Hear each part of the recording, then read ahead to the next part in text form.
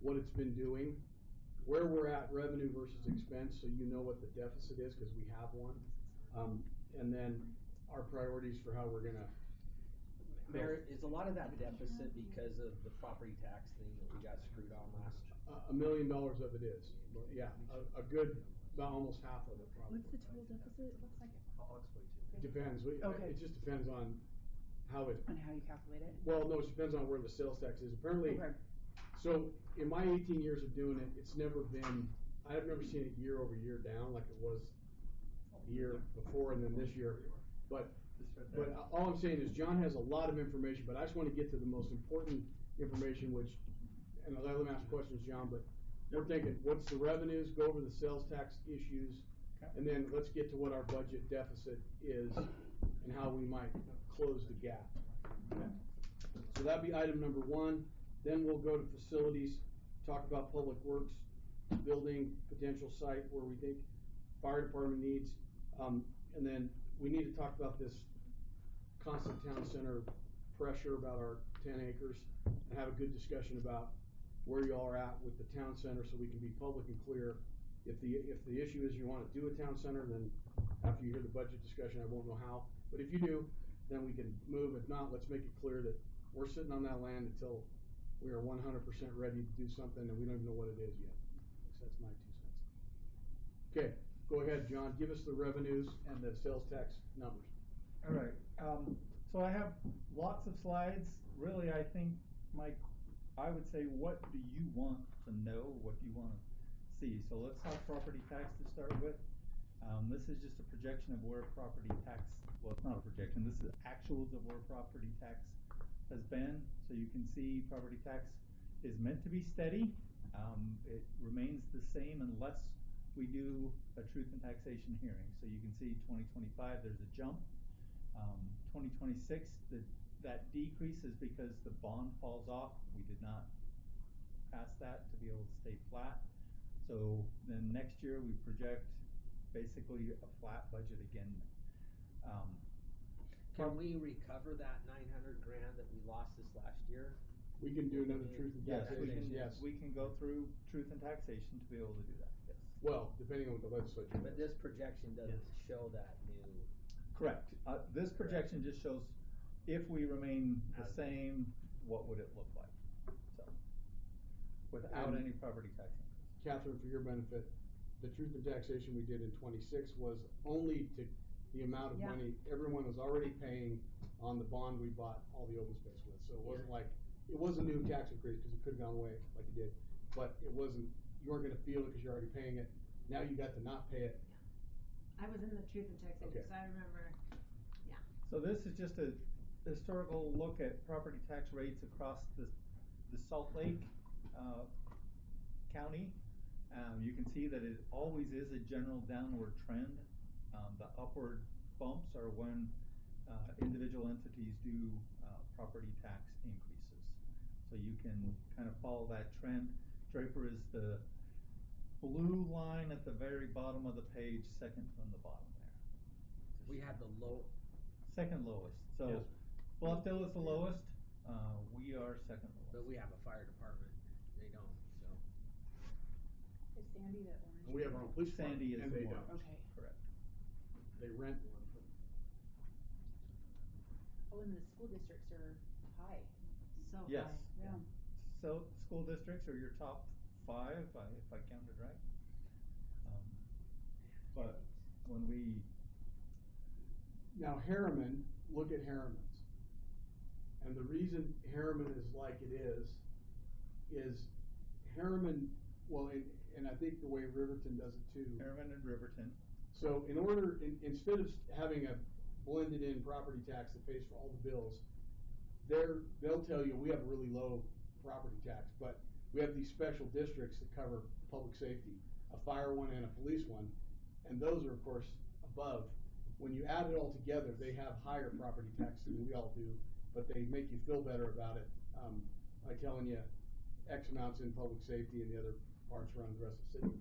I was interested in talking to you about going that direction, primarily because I think the public our biggest increases are typically in public safety, both personnel and equipment.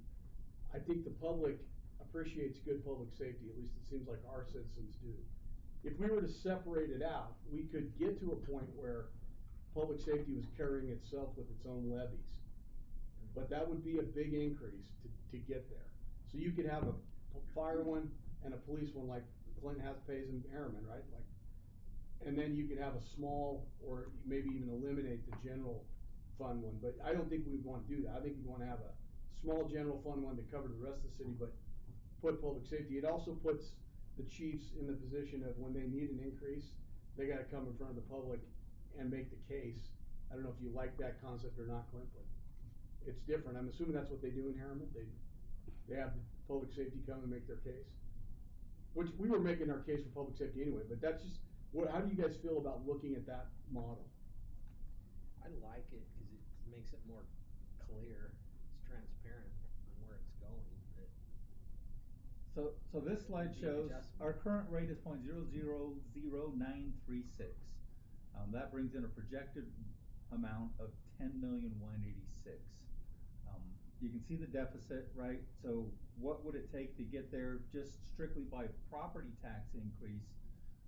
You can see where we could where we would have to go to get to the point where we would break even, and that's at the 50% increase line.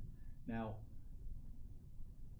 take that aside, and if you looked at a property tax specifically for police, the police budget is currently $13,562,500.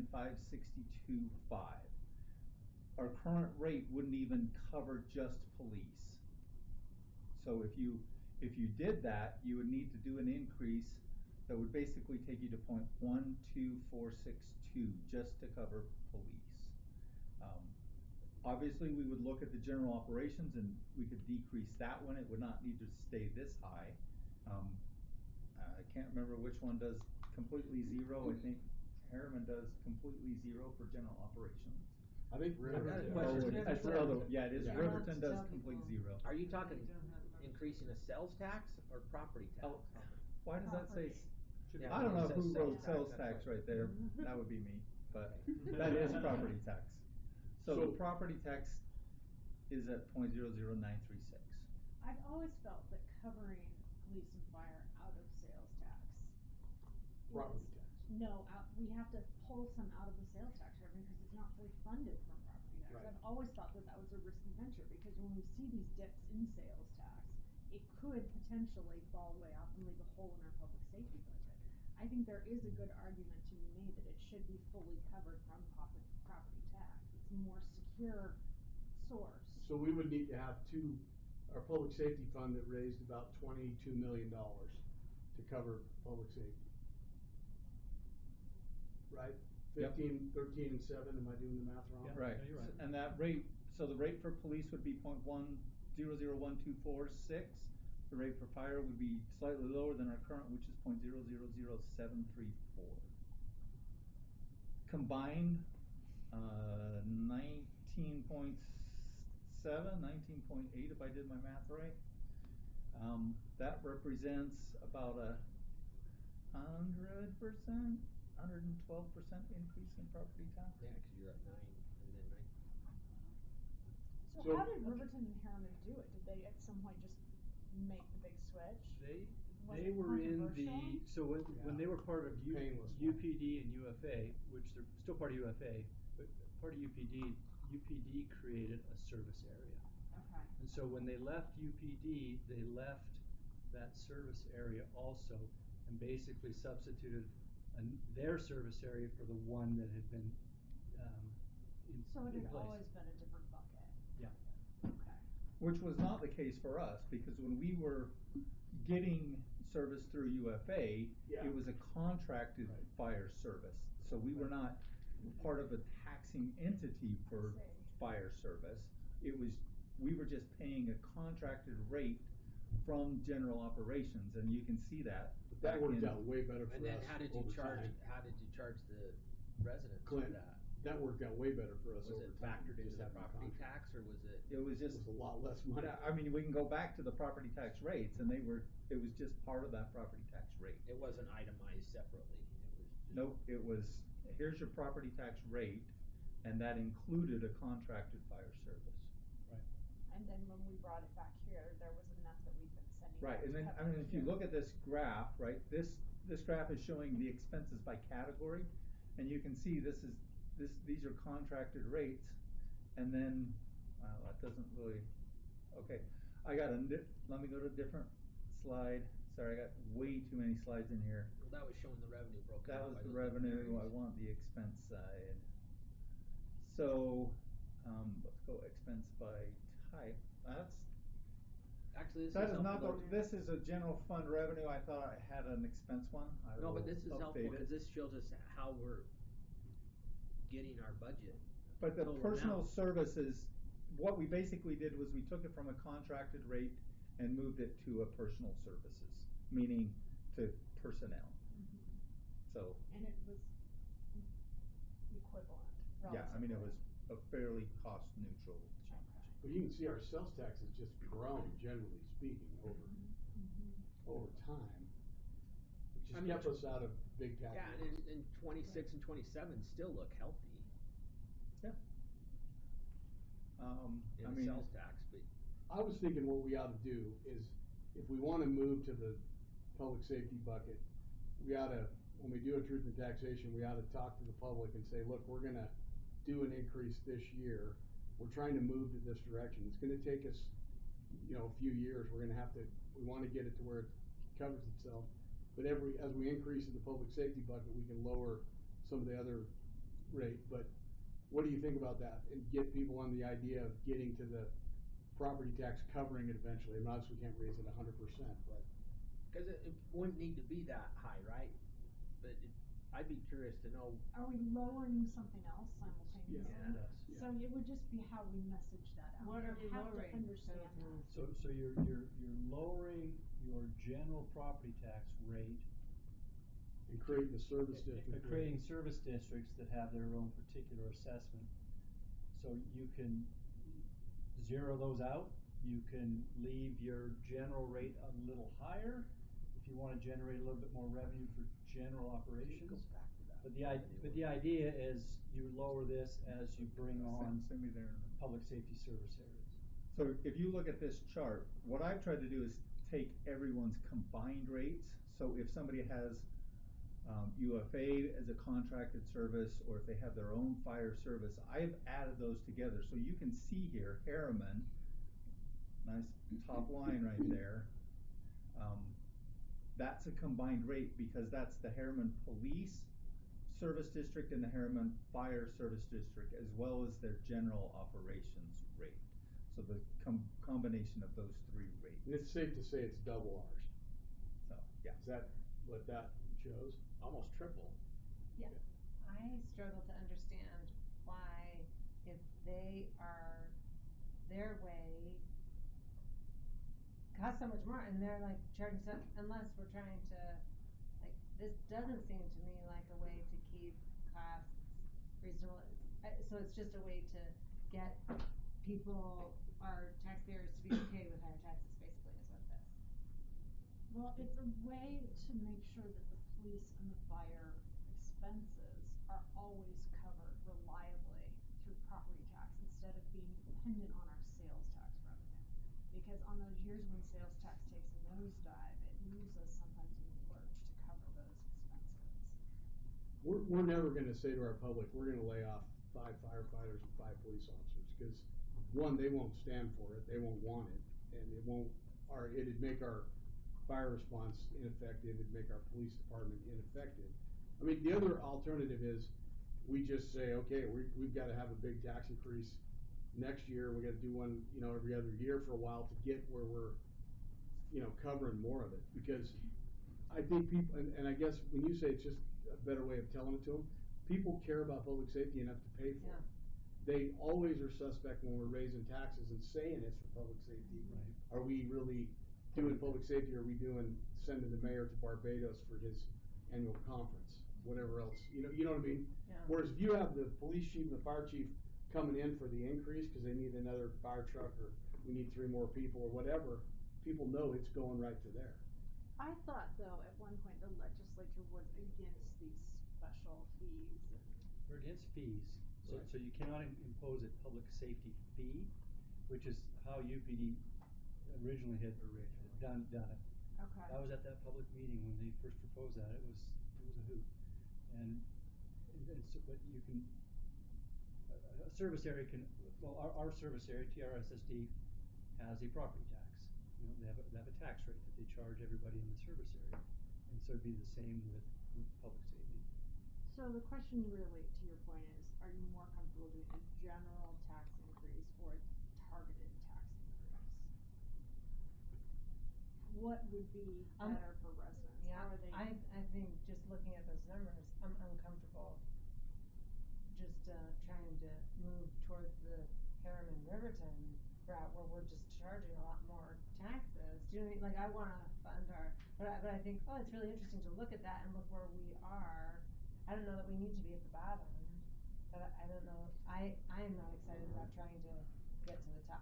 And I don't think that's the point. Yeah, and it's just like Harriman doesn't have a lot of sales tax revenue, Right. so that's why they have to, you have to have money somewhere, so, we don't have to do as much. So Riverton this has doesn't- a lot of this sales doesn't- tax. That's this my doesn't take question. into account total budget, like for the city with the That's why sales if you tax. go back and Right. show that It's slide just of our property revenue tax. by type.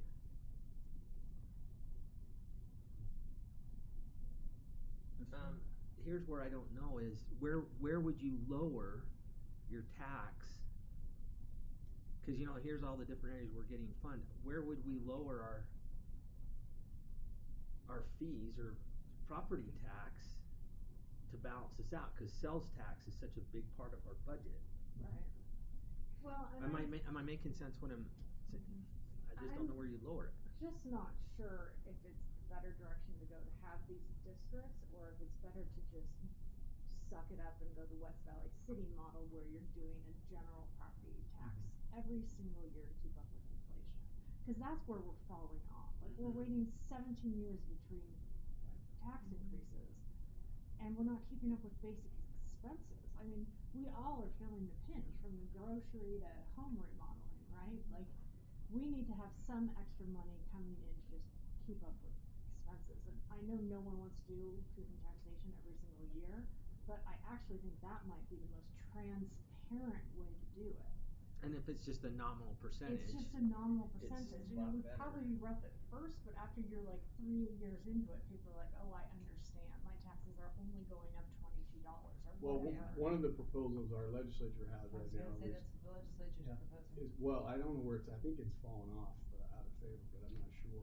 What's fallen out of favor is the increase in the residential exemption. Yeah, the residential exemption. So there's not unanimity That's between good. the houses, That is and there's good. not unanimity within It is good.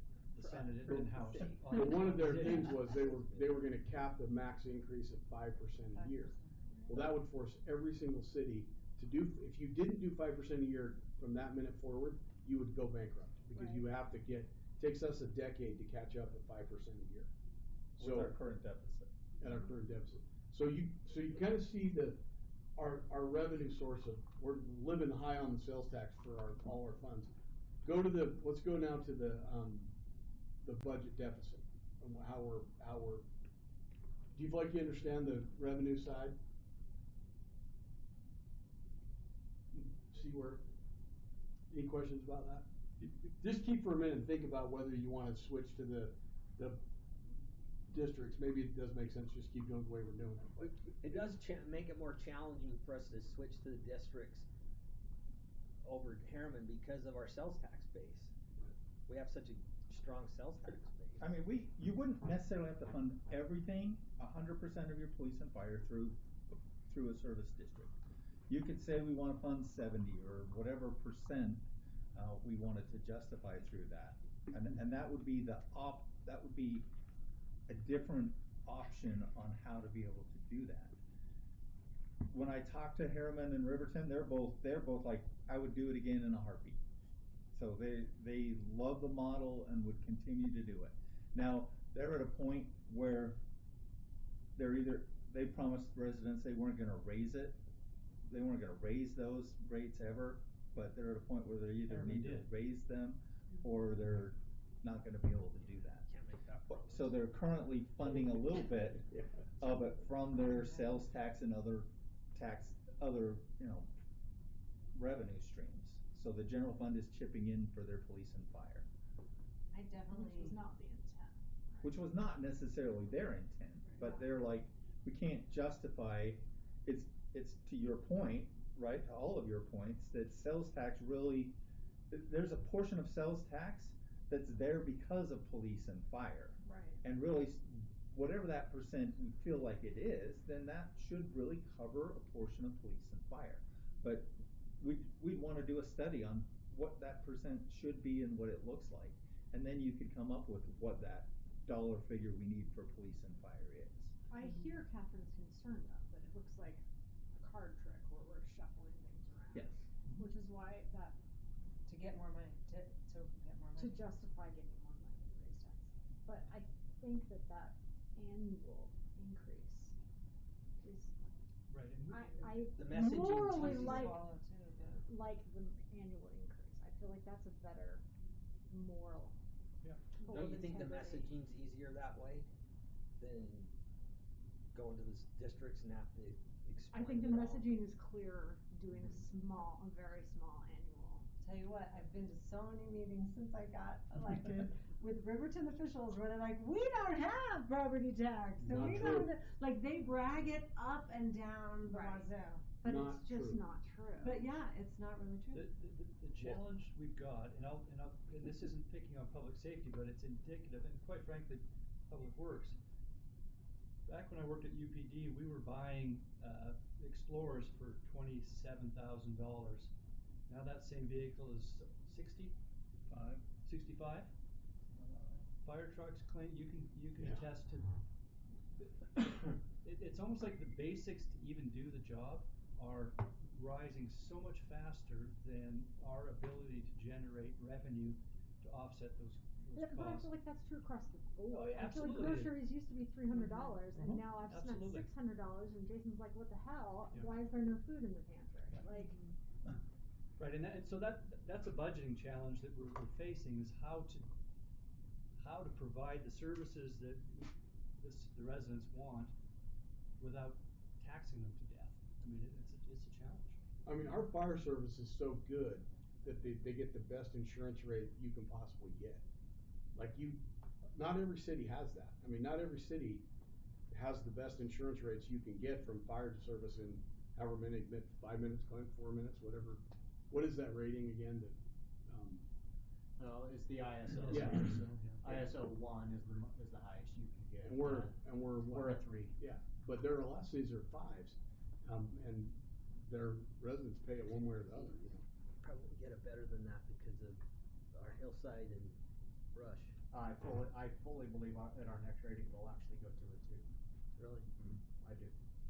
We've increased our. Because of the mediation and Well, what they look at in the ISO rating really is 4 categories, and it's water, it's response force, so our people, it's our dispatch, and it's our training. And we have made improvements in all of those areas. Now, a couple of them we don't have direct control over, the water and the dispatch, but we've made significant improvements there, across all those boards. I believe we were not too far off from a 2 last time. I fully believe we'll go to a 2 on our next review, which quite honestly could be this year. We're ready for one. That's great. But anyway, my point is the public safety is valuable. It's saving you money. You know, having good public safety is what makes the community a nice place to live. So I mean, yeah. I don't think any of us disagree. So I think we Fully just maybe supportive stay of with the model how we're doing it. And just we're gonna have to do some. I do see how, like, how. You can't brag to the Riverton people. No, I can't. But I do see how, if it is separated like that, like, it does make it easier to explain to your constituents, right? Because lots of people, I've knocked a lot of doors, and lots of people told me about how the city, how Troy Walker's getting rich off of this, or whatever. Do you know what I mean? And I'm like, wait, I've lived here a long time, and we haven't raised taxes, or whatever. Like, there are not people in the city. Understand their bill in general. They don't understand Yes. that it's library fees, it's The county school fees, district it's the has school gone up like district, this, it's- and Draper City has gone up like Right. this, and so. They think it's all us, they and don't see all the Yeah, different. and so if it is separate, I think you can be like, no, actually, our city budget hasn't changed, we have had to, so I can see how explaining that sometimes could be easier if it was separated, I just guess I didn't it does seem like it's so much higher. Cities have been drawn into the wake of the school districts. Right. And that's been the discussion on all these property tax bills is really the genesis is the legislature is tired of the school district increases being so high and we're getting pulled along for the ride as the cruise ship leaves the port. We're on our little jet ski. Yet the You school know, suck districts up aren't this- really fighting, they aren't really participating, they're letting other entities, i.e. the league, Do the lead the fight. charge on this, which is not, it's irritating to me, because Well, we're behind the boat getting drug in. Senate Bill 97 actually excludes the school districts from the 5% cap. That they can. Wait a second, they're the problem. Yeah, Well, but they're also stripping I mean, funding they're- from the school districts Yeah. too. as we The heard on state is. Saturday. in But I Calais. mean, I think there No, has they been are. some frivolous That was a spending. huge I issue mean, Saturday we morning. have these Everyone schools here that look Oh like yeah, you were there castles. too, Catherine. We yeah. have these field houses that are just ridiculous, and we're buying the eBay property that nothing's happening with. Like, we see a lot of spending going on, frankly. So do you guys wanna stay with our typical taxation model where we're all in the big pool, or do you wanna move towards the separation? I would really be interested in moving to the West At Valley least looking model. at it. Yes. Yeah, I think The if you look West at Valley how that model would be impacts stay the same sales But tax. with do typical. an annual cost Cost of of living living. adjustment. Would you like John to come back to you with a proposal of how it might look? What was Yeah. Salt Lake City's? We talked about Salt Lake City last year. Salt Lake City does something similar. They take advantage of the state allows the way the state does property taxes. You get what you got last year, what you budgeted last year, not what you got last year. So Salt Lake City has always incrementally said we want what we got, not what we were budgeted at, and so they will look for that additional piece. And for them, it's $1 million, $2 million that they're getting above what was actually budgeted. So they come Just in and adjust the say, rate, right, right, they according just to say, the- let's just adjust the rate so that we get exactly what we got last year. And then Which the is next, why we're falling off, is because Right. we're not getting that. I mean, if you look at Salt Lake here, Salt Lake's rate still goes down. They're the brown line that was clear at the top, and notice they're not even leading the charge anymore. Thank you, Riverton. So do they have thank you, a, Harriman. does Salt Lake City Doesn't have count. a, Thank you, does Harriman. Salt Lake City have truth in taxation? Yeah, they held a Same truth and process. taxation hearing almost every year I was there.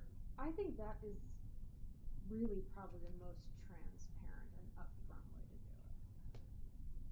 And there's bills going through right now that are going to address portions of the truth and taxation hearing, how it's In the process. the process. Some are challenging, some will be challenging, but But some address the pitfalls that we fell into last year too. And so, Yeah. but these are policy decisions, in whatever direction the council gives, that's obviously what we'll do, but. yeah, I'm certainly happy to Do you come wanna back have with him some look at proposals. what it would look like to separate out public safety to some degree, maybe not completely, but I mean, I hear what you're saying, Catherine, maybe it's worth looking at it, cause it's easier to be, then you can go to the Riverton luncheons and say, we don't have as much property tax as you don't have any. As your zero. Yeah. Ours is somehow.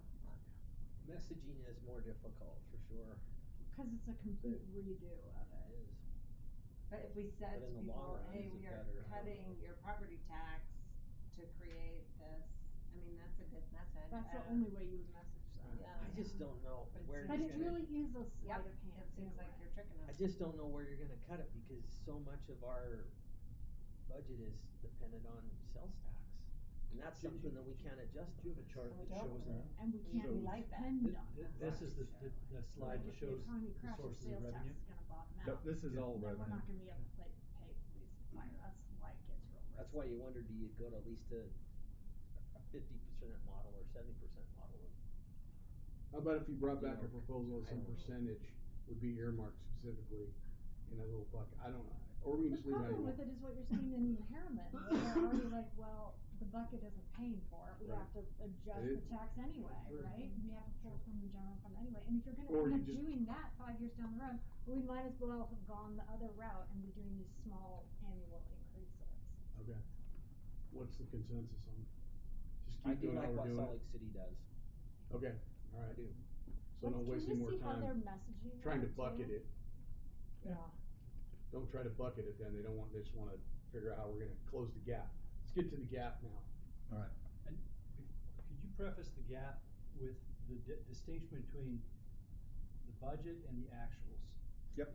And how it is that you, John, and Jared put together a budget? Because I think that's important to understand. What slide do I want? Alright, so this is, an explanation of what we do. So this is a 5-year history, starting on the left, 21, 26, with a projected over here on the far right. The, each of the 3 columns are different budgets or actuals within each of the fiscal years. So when we adopt a budget, that's the far left column, we adopt a conservative budget. We know we don't wanna project the world and, you know, say we're gonna make $1 million in sales tax, but later in the year when sales tax comes in, we'll come back to the council and say we wanna do an amendment and add these services based on certain things that came into the budget. So you can see each year we budget fairly low, we come back based on projected revenues that we're seeing, and we increase the amended budget, and then the revenues don't come in quite as high. This is just the revenues, but you can see property tax is the blue. It's pretty consistent. We're able to budget fairly well. We know exactly what we're gonna get. There's not a whole lot of volatility there. But sales tax, you can see the orange. It's a guess. It's based on the economy, and so we try to budget, but we also try to budget fairly conservatively. In the current fiscal year, we have a total budget for sales tax of $22 million. We're projecting now that we'll be slightly higher, $22.5 million. We had a really good month last month, and hopefully we continue that trend.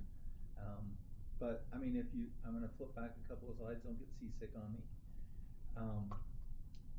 You can see that it's up and down every single month, right? This is year-over-year histories, with this being this current fiscal year. So July was our lowest month. Last month was $2.1 million in sales tax, which was the second highest of any of the months we've ever seen in Draper. 2.2 in May of 24 was the ultimate high. So. Wow, what causes that? Some of it's reporting. So entities get to choose when they report, how they report, when they pay. Some are quarterly, some are monthly. So it really does depend on who's reporting and paying during any given month. But I mean, January and February are typically a little bit lower, so we got a couple of lower months coming. But hopefully, you know, December is also usually a really good month. So we're hoping we have another really good month in December and some higher months later in the year as well. So back to the revenues. So you can see that we always try to budget conservatively. We come back to you. Our budgets are balanced. What that means is that we have to have as much revenue coming in as we have expense going out. And so we always maintain a balanced budget, whether that's in an adopted budget or in an amended budget. We will always have a balanced budget. How are we off so much though from our amended budget to the actual? When do you usually amend it? So we're going to be coming to you with an amendment in March. What month? February? So our next council meeting, there will be an amendment on there. Those amendments really vary for what they are, right? We have some CIP projects that we need to take care of. We got a fire grant that we're gonna, bring to you to give us permission to spend the grant. And we can apply for a grant, for example, but we can't actually spend the money or receive the money until you as the governing body accept the revenue and the expense side of that. So that's what an amended budget really does, is it takes those into account. Sometimes we'll amend a budget. Typically, we do one at the end of the year, trying to make sure that we don't go over budget, because that's a statutory requirement. So those are some of the things that we typically look at, and we're just making our best guesses and trying to do that. So it looks like for right now, even with the amended budget, our projected actual is gonna be lower, right? Because of the Yes. other sources of other The taxes. balanced budget, so as we're looking at the current fiscal year, those first two columns also include a draw from fund balance. So in the adopted budget, we had that $4.5 million that we pulled from fund balance. My projected revenue figures on this chart do not include any pull from fund balance. Right.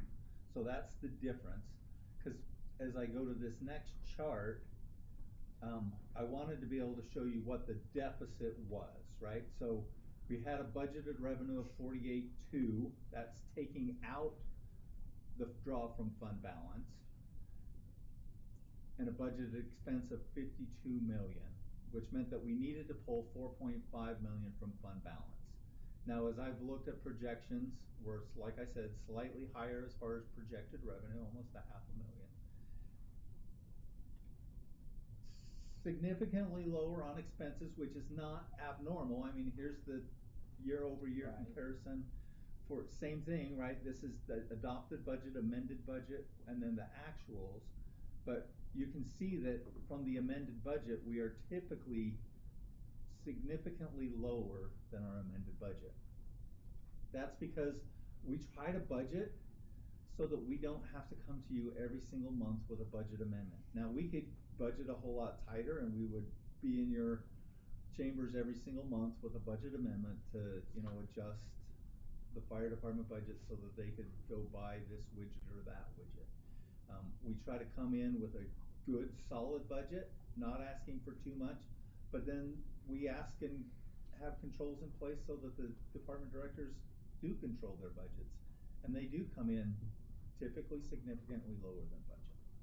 So bottom line is, if we were able to keep that property tax, we would have only been off about 400,000 in deficit.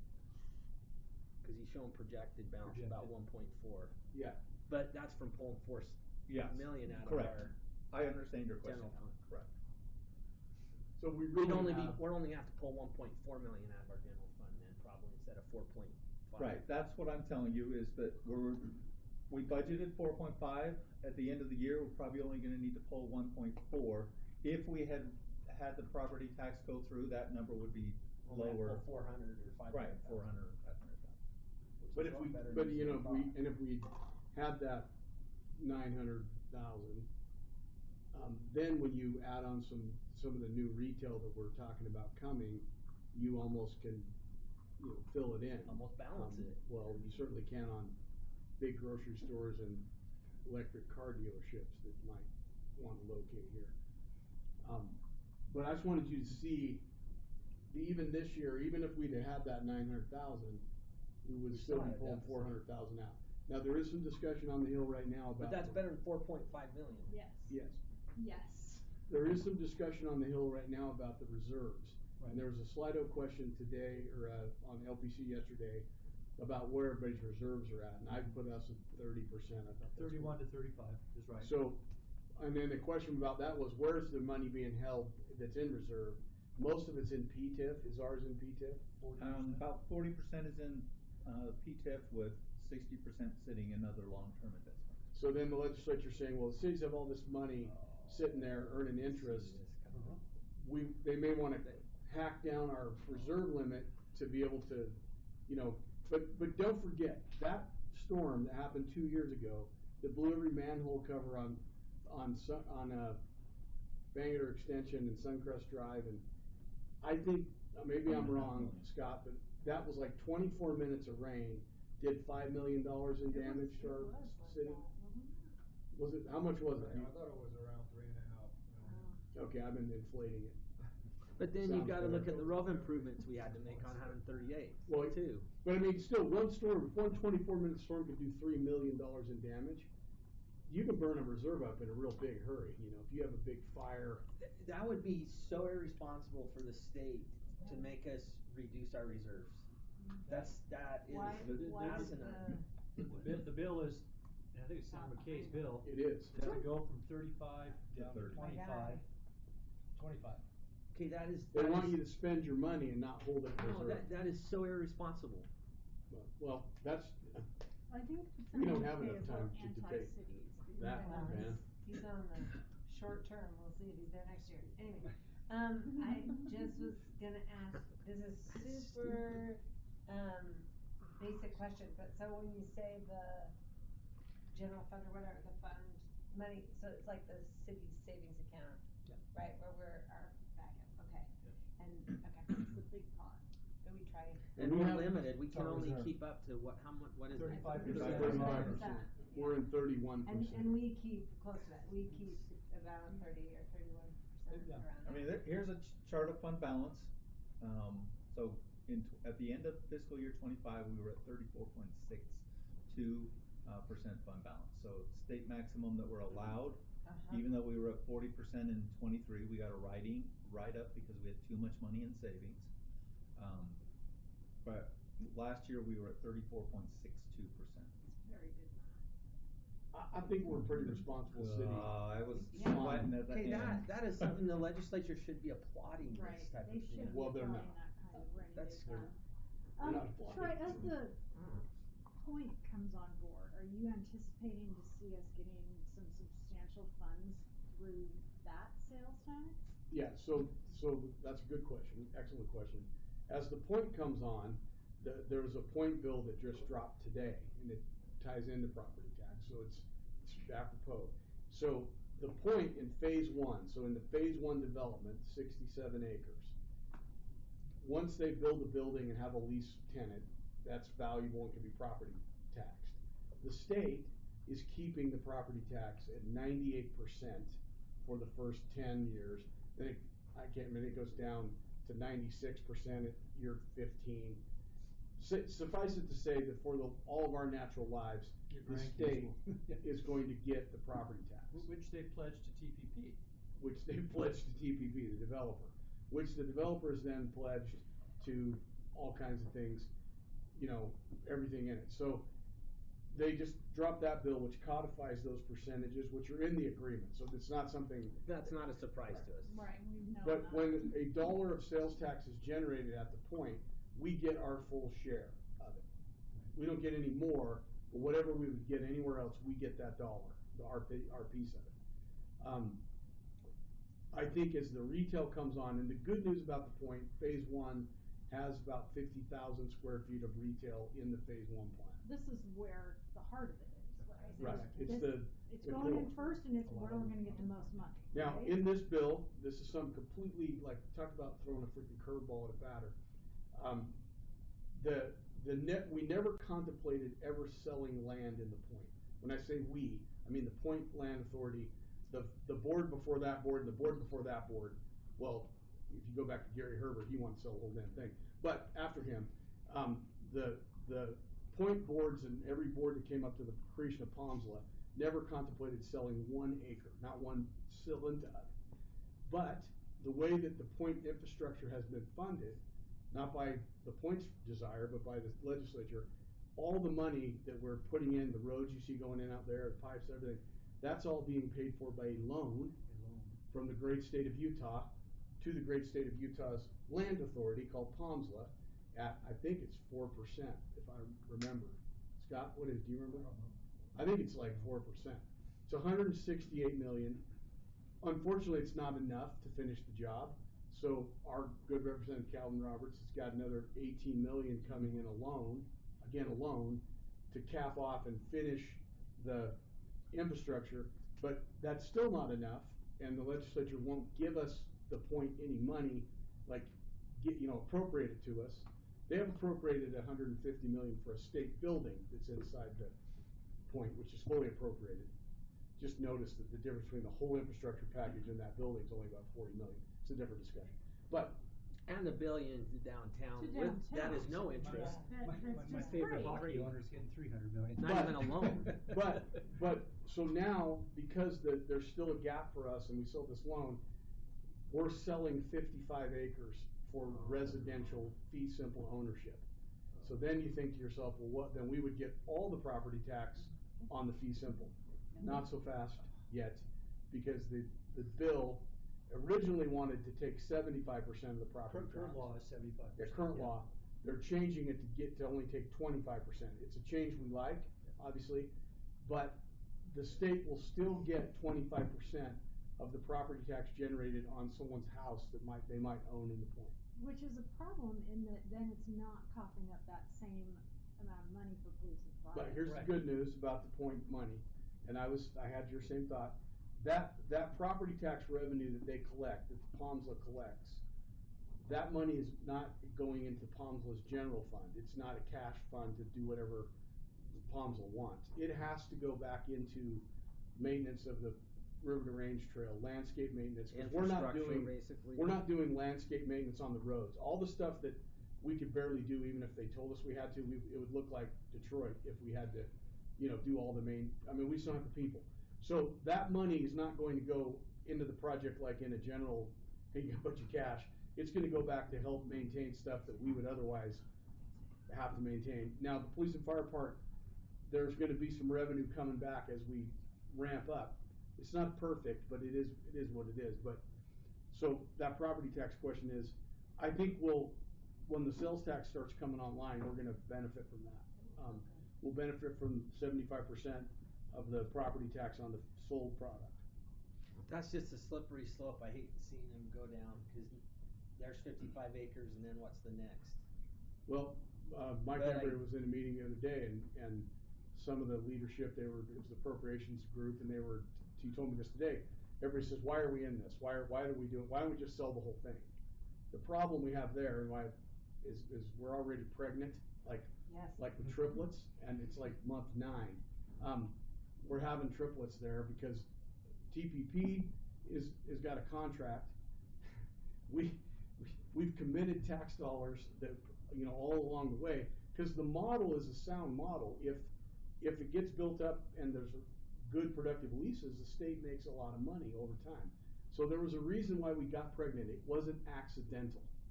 So that's what we had to explain to them. I just wanna make sure there's enough property tax revenue coming in to fund police and fire for the point. There won't be.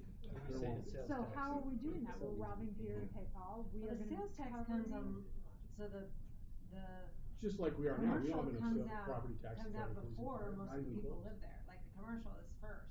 And so hopefully we're starting to get some sales tax revenues before we have a significant number of people living there. We're in the same boat we're in now. But We whether don't- there's people living there or not, we're still gonna have to police it. If there's a fire, we still have to respond. So there has to be some funds. And that part's getting worked on still as we. Well, we've talked about, I had a text exchange with Cal over the weekend, and he mentioned some of these POMSA bills, and I said, but the real challenge that we've got as a city is POMSA gave TPP all of our property tax. I said, we have to provide services out there immediately. I said, it's probably late this session to have this discussion, but we really need the legislature to appropriate some money to us to pay for services. And we've been talking about this and he was all amenable for that. along. So I think that's something we Cause what probably we wanna. can't do is tell current Draper they're That's what I floating told the him. point. That's exactly what I told him. Yeah. And we can't, I got though, that with a also be lot of floated at a doors. 4% loan on it either. Right. But that's just ridiculous. Like, It at is. that point, like, we just need to get out of the point. Like, I don't wanna help them with anything. If we are increasing taxes on regular Draper to pay for services at the point, and we're not getting anything just- back, that's ridiculous. We're gonna get our sales tax portion of it, 100%. At some point, hopefully, Well, when the sales, and then High-end commercial store. goes in there. They've got high-end stores. I was out there today. They invited the new city council people They wouldn't tell us any, but they're like, there's names that are not in the state yet. They say that stuff. Which is a good thing, we don't want them to transfer the Right, just shift Banana Republic from Right. City Creek to the Point, you know, I mean, but. That I don't is care not about a that full- example, but. That's not a full Yeah. percent increase for us, because we already get a portion of the sales from anywhere within the state. The alternative is you would Oh. get zero property tax at all, zero sales tax. If the state develop, you're not looking at it the right way. If the state said, okay, we don't need Draper, we're gonna develop it ourselves. Guess what? When they have a fire call, who goes? We freaking go. Guess what happens when there's a police emergency? We still go. There's no getting out of providing service to someplace that's in your city. Even if they moved it to Bluffdale, Clint would still go if he's the first dispatched unit. So you can't really say it's floating it, because it's not. It is what it is. We are gonna ultimately generate revenue more than we would have gotten otherwise. I mean, it's not zero sum. It was a prison site, which we got zero from for 70 years. $0 for 70 years. Right, but I just get nervous because there's a lot of hopes and dreams and finger crossing. That's the current state of it, though. And we still responded there over that 70. And you still responded when it was sent. Correct. Yeah, Yeah, I was gonna say. absolutely. When are they Okay. breaking ground? Do you Late think? this quarter. They told us today that they will, it's late Oh. this spring, and then, but we'll see buildings starting to go up this summer, Yep. like they said in June. The first thing that's gonna go up is the 5,000 seat, well, the first thing that's gonna go up is the 300 unit apartment complex. And then the next thing is Which has, commercial at the underneath it. base. The next thing goes up is the 50,000. 5,000 seat amphitheater, or not amphitheater, but concert hall, again, attached to the downtown. Then the convergence hall, which is a $150 million state building, that'll have retail on the bottom of it too. Those all three are gonna come out of the ground this year. And the promenade Right, Scott? opens when those do, which is that Right. nice street with the. It's just a little odd because Riverton has created this high-end mall like 5 miles down the road. Oh, the Mountain View Yeah. Village. I A like lot of it. competition. I like it too, Yeah. but those are the A great high-end point, stores. yeah. So it'll be called Gateway after ours is Yeah. built. I hope theirs is the gateway. Yeah. Okay, so Right? so we can move on to the next, so you guys now understand we have a $1.4 million deficit this year. We're gonna be yanking out of our reserve to balance our budget. At current state, if everything comes in the way we've got it planned, you don't think it's gonna go up, do you? Sales tax, I mean, you don't know. I don't know. Be positive. Yeah. My optimistic view is that's It a won't be conservative worse- number. It won't be worse than that. Could be better. Okay. Can we send Hopefully. a bill to the state for 900 something thousand for For the their state truth and auditors taxation crap? to mess up on not? Oh, there's been much discussion about that, but no. Pulling that amount out of fund balance will drop us to 32.8, which is still above the threshold that the state is saying that they're going to set now, which means that we then begin the process of Spending. how do we spend that money, or We're gonna get to that. Move We got that money. Coming up next, how to spend it. But everybody's good on the gap? You don't have a lot of money? that. You don't have I any do money? have one other question. So there is a bill that was passed. It's being modified a little bit, but transportation utility fee. Yes. Are we interested in that? It's gonna take a study to be able to Yes. figure out what we can charge. But if we're interested in it, there is revenue that can be had. What a transportation utility fee is basically a fund to fund road maintenance and construction. And it's based on the number of trips. So you look at the trips at any given place, the temple or Draper Peaks or whatever. I was in this battle last year, the whole battle, and so the main 800-pound gorilla that was against it was the church. Now, I mean the Catholic Church or the Methodist Church, I mean the church, the Mormon Church, right? They did not like it because they saw any tax against their property as a property tax. They saw a fee as a tax and they're exempt from property tax under the First Amendment. And they were very, very much interested in preserving that concept more than anything in the world. That's the most important concept to them, at least in the meetings I was in with them. I'm sure they have other priorities too. But on the tax side, that was priority one. So we went into a bunch of negotiations, and so what we came down to, there was a study a city did that was poorly done, and they just took the size of your property and then they And the assessed the value fee. of it, and the value of it, basically. And so it really was a property tax. I mean, it was pretty damn hard to argue it wasn't. Well, that got the church riled up. That was not what we were trying to do, but like what Spanish Fork has done, Provo, Pleasant Salt Grove. Lake's in the Provo. midst of doing one right now. They've hired a consultant to come in and do a study, and so they're going to propose in their budget this year, implementing a transportation utility. I think we should do the study, because any money you can get to fix the roads, it goes just to roads, it can't go to anything else. And it's not a lot, I mean, like, you're talking, it's not a lot of money, and churches have a Sunday exemption and some of that, but it was a hard fought battle to get where we are, so it's pretty, Representative Karen Peterson really fought the battle for us to get it, so it So worked. who's taxed on Yeah, this? who's taxed? Every, Who gets it? every No, business, Who pays the fee? Yeah, It's who pays not the a fee, tax. not a tax. So who pays the fee? all of us, Who's paying?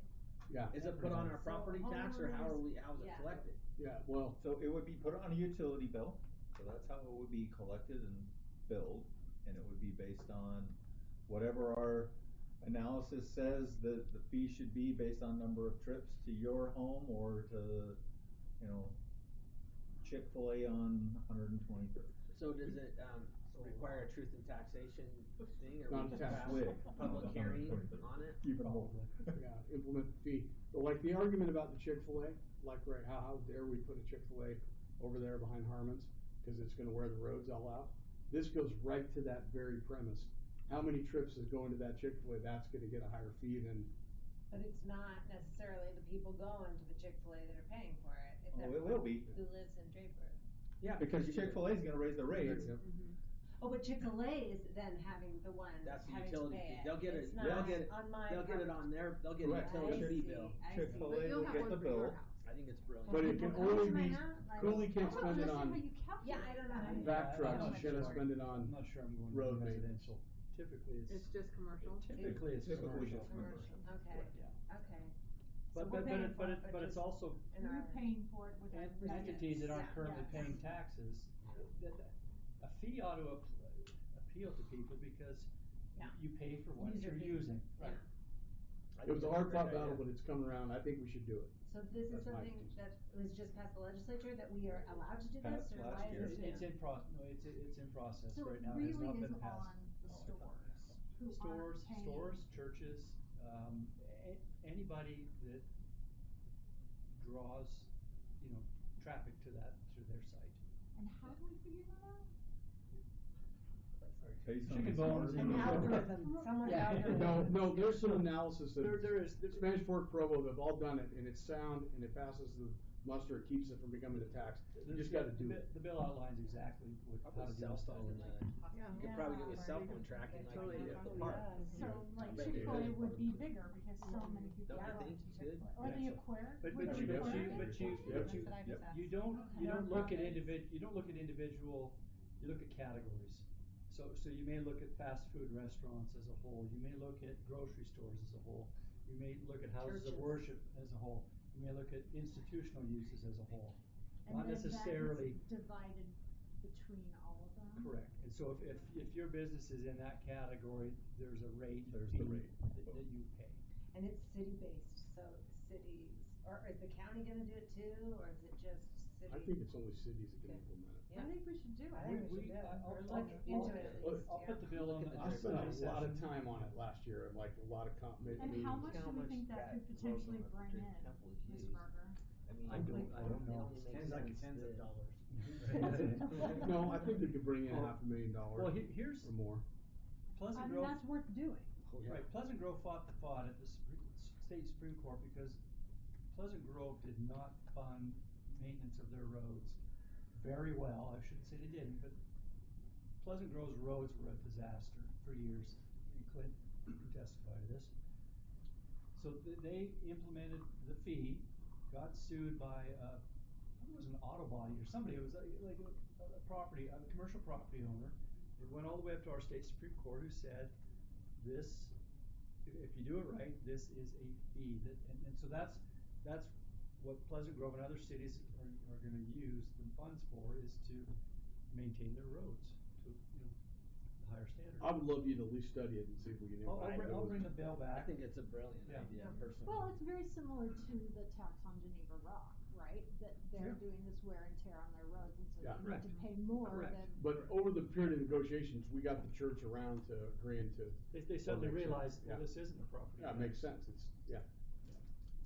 So, I think it's a But fair then when it tax. comes to I do on the too, other I think it's a good idea. Yeah, but yeah, Fee. they- It's a fair Fee. But we would have the temple, and that We have a- has a lot. No, it does, no, and that was Yeah. one of the things was temples generate, A lot of a church, a worship house on Sunday generates, the Sunday traffic, not much during the week. But the temples are like commercial buildings, they generate from 600 Well, to 10 p.m. And that's one of the first areas that we have to snow plow. Yep. And everything, I mean, it's. And they used the Only Bountiful fair. Temple, when it went offline to get renovated, they tracked the trips, and Interesting. then when it came back online, you were able to just go, well, here's how many cars are going up there every Yeah. single day, it was as much as a big commercial business, I mean, truly. Well, we know the aquarium is like the That's second huge. most visited Yep. place in Yep. the entire Well, state. That's what just came to mind, they'll get taxed, won't they? They'll get a fee. Yeah, Fee. Put a quarter in the Ah. jar. Get that out of your head. All right. Next item then, so you know how much money you don't have. Now let's go to, Public Works Building. Do you wanna, there's dinner here, if you wanna break. Yeah, do you real wanna quick break to this do and that, chat? or- Yep. Hey, what was that stat with the aquarium? It's the second most visited Yes.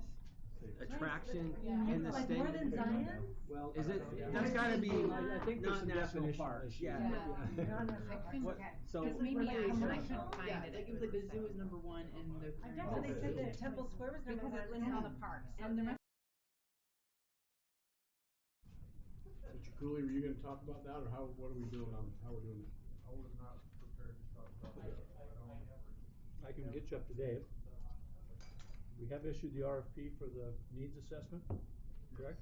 And we're selecting that consultant. What the needs assessment will determine is what functions the building ought to meet. I think one question that your department had, Scott, was how the council feels about the potential splitting of services into two different buildings. Is that accurate? Well, I think, so our general direction is that we're thinking of, one of those sprung buildings out by Galena Park. Not sure exactly where out there, but in that vicinity. And then keeping the public works facility that we have now, modifying it, but that would break it up. Because otherwise, if we don't, then that's a whole new facility somewhere else, that would be more ideal, but we're just trying to live with whatever we can do. And I think that's the cheapest way that we can go, is to get a sprung building out there that we can run some of our operations through, to get some of the space that we need to operate. Could you still run like snow plows out of both places and stuff, so that limit the trips? Yeah, well, snow plows would just still run out of our existing because it's more central. But some of our other operations would move out there. So we would try not to split up operations, like our water would be in one place, storm drain in one place. We try to keep our mechanics in one place. We're not sure what that looks like yet because we haven't done the needs analysis. But hopefully those questions will be answered. The sprung structures are cheaper. They're quicker to build, and they're very functional. They're portable. Yeah. And there's an aftermarket should you decide to sell it. You'll remember that we were thinking of not selling off our property to the RV place, keeping our portion, right? Mm-hmm. And then that's the reason for the split, because we need more property up there to do more, but keep what we have, get off the part we're using That's not ours. but That's keep the snowplow Staker- operations. Is that the Staker property? Or No. Okay. Doesn't work. That's the eastern part of the yard. But since we own Right. Galena, we got a lot of room over there, we could, connect up near where parks are, there's a whole lot of space. We can still have the fields, and there's still we ought to look at a way to do it, but if you haven't been out for the tour of the Sprung building, we ought to go do it. A couple of us went, they're phenomenal structures, I mean, it's hurricane proof, they're free span, you can park trucks, and it's amazing, and you can build the interior to look like a regular office building very easily, you don't feel like you're in some weird building at all. Right. You put the logo on it, on the outside of it, whatever you wanna do. At their headquarters in West Jordan, they have their administrative offices in the front of the building. In the back of the building, they're literally banging on steel, and you can't hear a thing. So I mean, they're very adaptable and functional. But they would love to host another tour. You can set it up anytime. Yeah. Tesla credit Sprung structures were getting its company to market. They literally did not have a way to construct the Tesla automobile in a building that they could have got their vehicles going. Elon Musk himself, there's a video of him saying they came in and built an auto factory with one of these Sprung buildings. As they went along too. Yeah. So as they were building the yeah. building, they were doing the cars. Yeah. Unbelievable. Still uses it today. Most of the SpaceX buildings that are down there at SpaceX are all Sprung, and they're huge. I mean, they're huge buildings. But you guys are still good with the Galena idea and that concept? I'd like to use as little of those fields as possible. Right. Yeah, I was just gonna ask, where in Galena is it? Kind of on the north end, toward where Public Works is, Where animal right? control is. East end, Okay. too, Yeah. right on wouldn't it be kind of by the freeway area, is where you put the building? I think there's flexibility there. There's other property that we own as part of a old subdivision that never got developed on the south end that may be That more circle. feasible. But we would have to look at that. It just depends on the needs, so. Isn't that where we were thinking of the fire department though? Yeah, but there's room. there's 3 or 4 lots, yeah, there. Quite frankly, we lease a building right now for the fire logistics. 14,000 a month, 14,500. 13.5, I think. That if They're we, close, yeah. if we found a place for that with the Sprung building, we could save $14,000 a month. And have We're a, talking about the one right down here on The Pine. red Yeah, button the old sewer building. district building. and have a bigger, more functional building. So I think there's a lot of opportunity for that. Okay, this sounds really, can a Sprung building house a fire station? Absolutely. Yeah, Salt Lake City does it.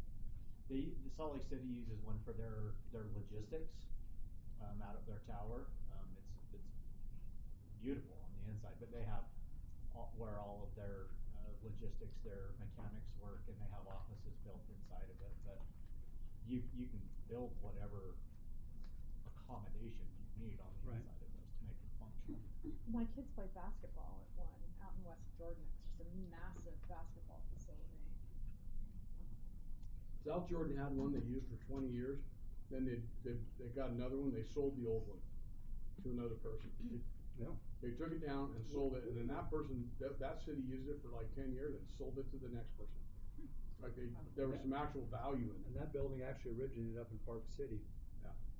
It went down to the school district, yep, and then went to, so I think it's on its 4th owner right now. So. But to be clear, priority-wise, getting this public works building is a top priority for us. Right? Are you all there? That being a top priority? Bren?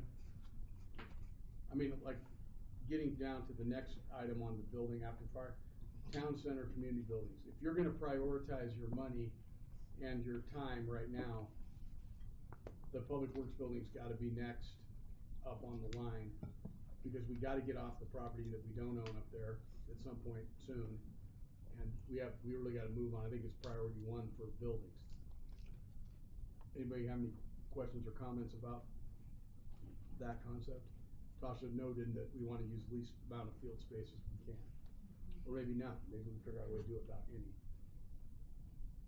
No, I think it's smart. Make a town center building with one of them. And if we could incorporate the fire logistics into it, it might save us a whole lot of money that could go into operations as opposed to paying it to a landlord. Then, Clint, were you gonna talk about fire department needs, or who was gonna talk about that? Clinton and I've met several times. Okay, go ahead. And if I miss something, but basically the fire department has a need for training facilities in terms of meeting rooms, administrative staff, storage of equipment. I think those were the three main ones, roughly. Clinton and I have explored a variety of ways to meet those needs.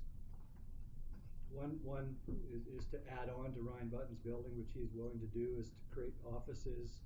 Well, I'm sure he's willing to. I know he is, yeah. How much is he charging us for that? Well, that I don't know yet. The other is, and this was kind of a unique solution. That was it Vineyard that did this? It's Orem Fire Department in Vineyard. Correct, yeah. In Vineyard. But bought a home and retrofitted it as a fire station, which is kind of a unique way of looking at it.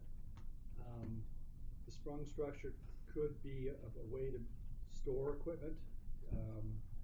But Clint, go ahead and I'm probably not doing justice to the depth of the discussions we've had. You've hit on the challenges we have. Our challenges for the fire department in terms of facilities are we have no extra bedroom space in any of our stations, which means if we have a student that's going to paramedic school and needs to be an additional person to do their rides, or if we're actually hosting, because we partner with a lot of other agencies and have students coming to do our rides, we actually don't have an available extra bed in our two primary stations, which is the one on 123rd and up on South Mountain, which are obviously our busier ones. On top of that, so we have no additional capacity within either of those stations. On top of that, where our administration is located over here at this station, we are already doubled up on office space within our existing. We have a need to plan for and grow our administration, but we have no space to do that. And so looking at long-term needs and how we facilitate that, if we can find a place, obviously, to relocate our administration out of there to a place that's has more capacity, additional office space, and a training room, then we free up all that space over there at Station 21 that I believe buys us probably 10 to 15 years of time of use for the station over there, because it gives us additional office space and bedroom space over there that allows us to do some of these other things that we're would like to do in terms of students and training and those types of things. So that's, and then outside of that is just the service delivery and the challenge that we have with the west side of the city and all the growth that's happened over there, and the need for some type of a facility on the west side to be able to actually respond to and meet those NFPA standards in terms of time over there. So facility-wise, that's why we've looked at, again, what are our options, and that's, we have the current logistics building or the Ryan Button building, and those options. There's just no place, obviously, in City Hall. We have 3 people, now 2 people housed in City Hall with our fire marshal and fire inspector. We would love to have all of our administrative team centralized into one place where we're together, and that builds capacity by pulling those people out of the other buildings, especially City Hall, for additional capacity that they need here. So training space, we have the small training room that's up at Station 22. We can bring a couple of crews together at one time, but we can't do anything beyond that just because we don't have a larger training space that can facilitate what our. So what's your suggestion? Well, again, not knowing. When we talk about the station on the west side, I mean, you could meet some of those needs, but I don't believe that that's the right place to put our administration, is to build a station with those capacities over there, because it removes us too much from City Hall here.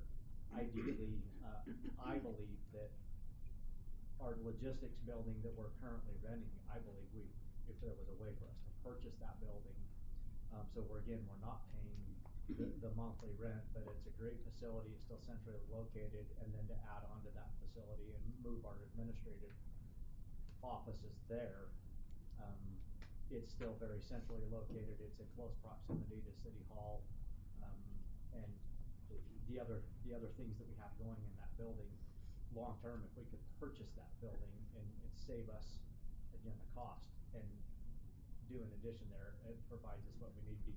Otherwise, we're starting from scratch someplace. Is that an option to buy that building? It has been, I think. Isn't that the Ryan Button building? Yes, it is. Is it for sale? It's not for sale, but I've had the discussion with Ryan several times, because of where it's located in the zone and the historic, they're limited on what they can do in the building. Obviously, from a business perspective, they would love for us to just be their long-term renter there. I mean, who wouldn't? But I know he also realizes that that's not feasible for the city to do, and I think that he definitely is open to some type of a lease to own option on that building. The challenge, or I guess the next challenge would be, is if we were to pursue that earlier, then how do we, again, as I said, come up with the funds to build what we need there to relocate our administrative offices and give us the space that we need there. Or another option, again, take it for what it's worth, is he's willing to build those on and then have us do that lease to purchase or lease to own option after he's built those things on for us moving forward, which pros and cons to everything for sure. Well, in the long run, even if the lease was higher than what it is now, if it's taking us towards a purchase, you're not flushing your monthly lease payment down the toilet. Right now, because what you are doing right now. Yeah. Right now, because we have a couple of people on light duty, and we're trying to keep them busy, why they can't be out running calls. Right now, I have 2 people each in 2 of the 4 offices that we have over there, because we don't have any place else to do that. And again, we have probably one of the smallest administrative teams for comparable sized departments out there, and that's simply just because we don't, even if we have the capacity to add the FTEs for administrative, we don't have any place to put them. And we need to be able to plan ahead to continue to meet the needs of our department moving forward, especially on the administrative side. We need to, with the point coming on, we probably are going to need to hire another person on the fire prevention and inspection side of things just to handle that workload. I mean, Don's got those first 4 buildings that he's reviewing now, and once we get into the actual construction and inspection of those, that will really be a full-time FTE down there. We have no place to put that person here at City Hall where they're currently housed. So, Okay. All right, thank you. Yep. You guys would need to start considering that. What about putting a sprung building for fire here, next to City Hall on the land that we own? Just like where the, Like at the end of the parking like where the lot, where the glass dumpsters are, yeah. Yeah. And vacate that building down here. Mm-hmm. And that money that we're putting towards rent could go towards that. Because actually, Sprung does lease buildings too. It's just, That's a good idea. Yeah, but why not? You're gonna look at it. I guess depend what the difference is in leasing it versus what it would monthly payment would be. Better off building some. Are you okay if we schedule a field trip out to Sprung? And explore some of these options with them? It's an option. It's an option. We can take everybody, right? And you can see, With existing we land. can even hit the Salt Lake City one, you can see how many We're just vehicles. not using it for anything. I like the idea of us using our own property. I do too, and I kind of much as don't want to possible. get into bed with Ryan Button any more than we already are. He's a great guy. Where is his property? Where is it that you are right now? Straight. Excuse me. Sorry. It's Pioneer and 6th or 830. you know where the, where Water Pro building is? Yes. We are the next building east of Okay. Water Pro. Same. So it's the old sewer district building, it's Mhm. where our logistics is, but we also have sanitation that's working out of there, so you'll see the garbage trucks parked Yeah. there. Okay. And what speaks to the fact that we're doubled up all over the place Yeah. and sharing space down there, which is not ideal for either of us. Mhm. You still have room, you're still storing the guard tower chair in there. I lost that. I think it's still down there. I don't know, it's just an idea. Yeah. I've always conceptualized that if we do eventually build some sort of a civic center over here, it would have a story of offices that could be used for city staff. I Sure. like the idea of it being proximate. Yeah. Absolutely, we can start working on a. And I think especially you if guys we go- aren't moving forward with doing anything with that land right now. We're talking about just having it be vacant for the next 15 to 20 years. That's and our then- next topic, is that very land. So, going from there, from fire department needs, now it's the town center community buildings. And I know all of us have had at least one meeting probably over the years with people who are interested in our 10 acres. And it is prime 10 acres. It might be the primest 10 acres left in Draper. And we spent a lot of money to get the last 5 of it. I believe it was 7.6 million to get the last 5. So it's not land that we didn't, that wasn't painful to buy. So, and I know we've had people from, like Gary Free wants to put a museum on there. We had the tennis people that generously wanted to use our land to build a private tennis center. We've had, the singing group that wanted to build a theater there, and the Arts Council people have always talked about a big giant community center that would do all those things. You can see from the current budget deficit of $1.442 million, and then the immediate need for public works due to our needing to vacate the property we're using. You don't really have, a way to, I don't think, personally engage in a town center situation anywhere in the near future. So then let's talk about, and then Josh, you just brought up, what if we put a fire logistics office building in a sprung building on our property? You certainly wouldn't need all of it. You could do 5 acres of it and probably do like a really good sized building. So I guess what I was hoping we could do is get it out where we all are. If you're all interested in trying to do some joint venture with the Gary Free type or anybody else, let's hash it through. I mean, all the ideas are awesome. We couldn't afford to operate it right now if we had the building built for free. And I don't think any of those buildings are under $30 million that you're talking, so go ahead. That was what I wanted you guys to discuss, so we all get on the same page about where we want to be. I think there are great ideas. I mean, they would be cool. I'd love to have like a health theater type facility. I just don't know if we could do it. The only way I see it happens, it happen through private enterprise, and I don't know that we're interested in that on public. And I don't know that we need a Hale theater, especially not with this big venue coming on board at Point that's going to be open It's for true. people to use. I think it's a different level though, it's not going to be 5,000, it would be 500. But remember, Juan Diego is building a new theater that will be open for leasing, and what's the one over there with the traffic problems? APA has some huge, They've got a big massive auditorium. theater that's just going in.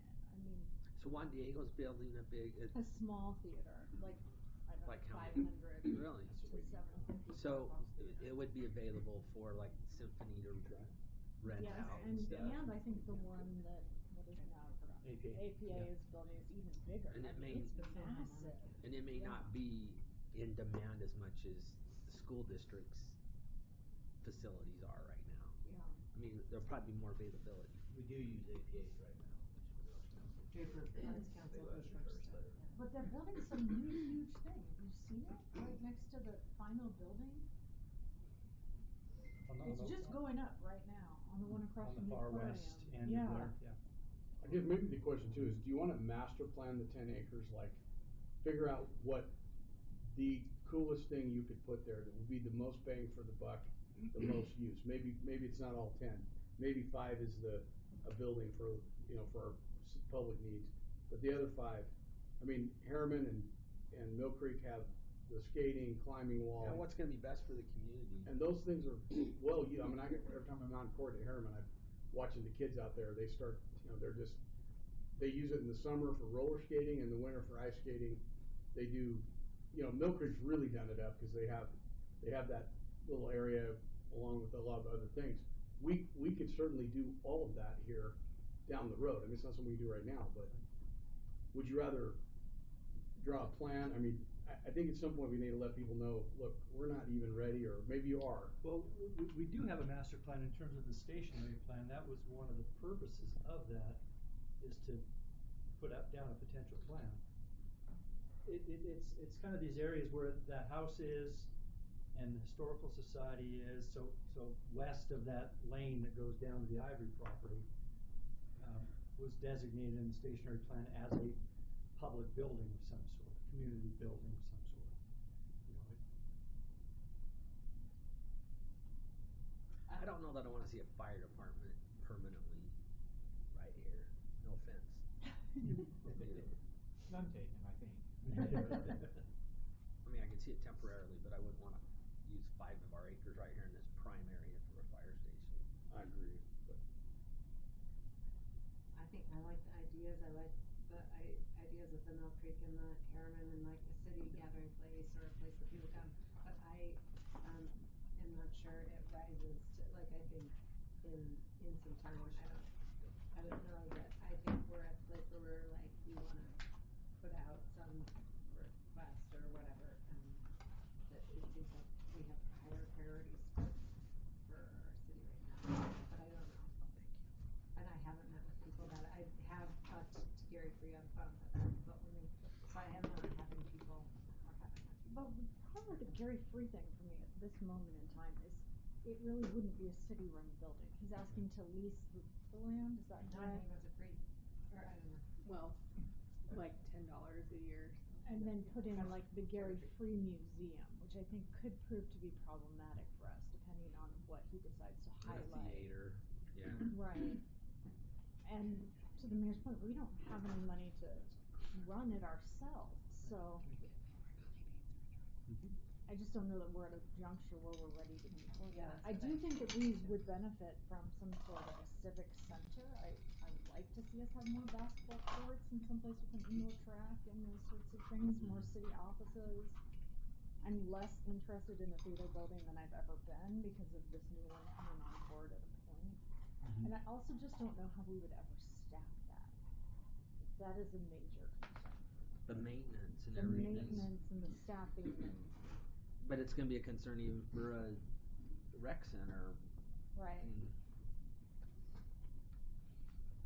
I kinda thought more with what Gary Free's thought is, they'd be better, if they can find donors and everything, they should just go find some land somewhere and Right. just Well, buy Bruce it said and just there's do some it. little building for sale. Oh, it's right on the corner here of Fort and Pioneer. You know the old medical offices just right there? one-story buildings at the four-way. Wait, right here? Right here. It's for And- sale? No, well, they Well, called and they just said, if we put it up for sale, would you be interested? And I said, yes, we would. And she said, okay, I'll get back to the owner and let you know. So she did say that she would let us know if they put it up for sale. I could follow up. That'd be perfect for the That'd city. be good for the museum, too. I think it would be so good for It kinda looks- museum, cause it's one level, Yeah. you could do whatever you wanted within that space. Cause Good we don't parking. have any, like, once that place is gone, there's no plan for. And that frees us up over here to, wow. Would Gary buy I it? don't know, I don't know, I think he's at the point where it's not that what he wants and he's done, right? But the historical society, I talked to them, they don't love what he's planning. And that's why I wanted to bring up like our relationship with them, because, you know, I think we just need to define that as well, but I think, he wanted to do something else, which I agree, it might be better, you know, somewhere else. I think that we need to decide, about the historical society and their artifacts. whose are they? And because I think that place would be great for it, you know, it's close to City Hall. Actually could be a good spot. Mm-hmm.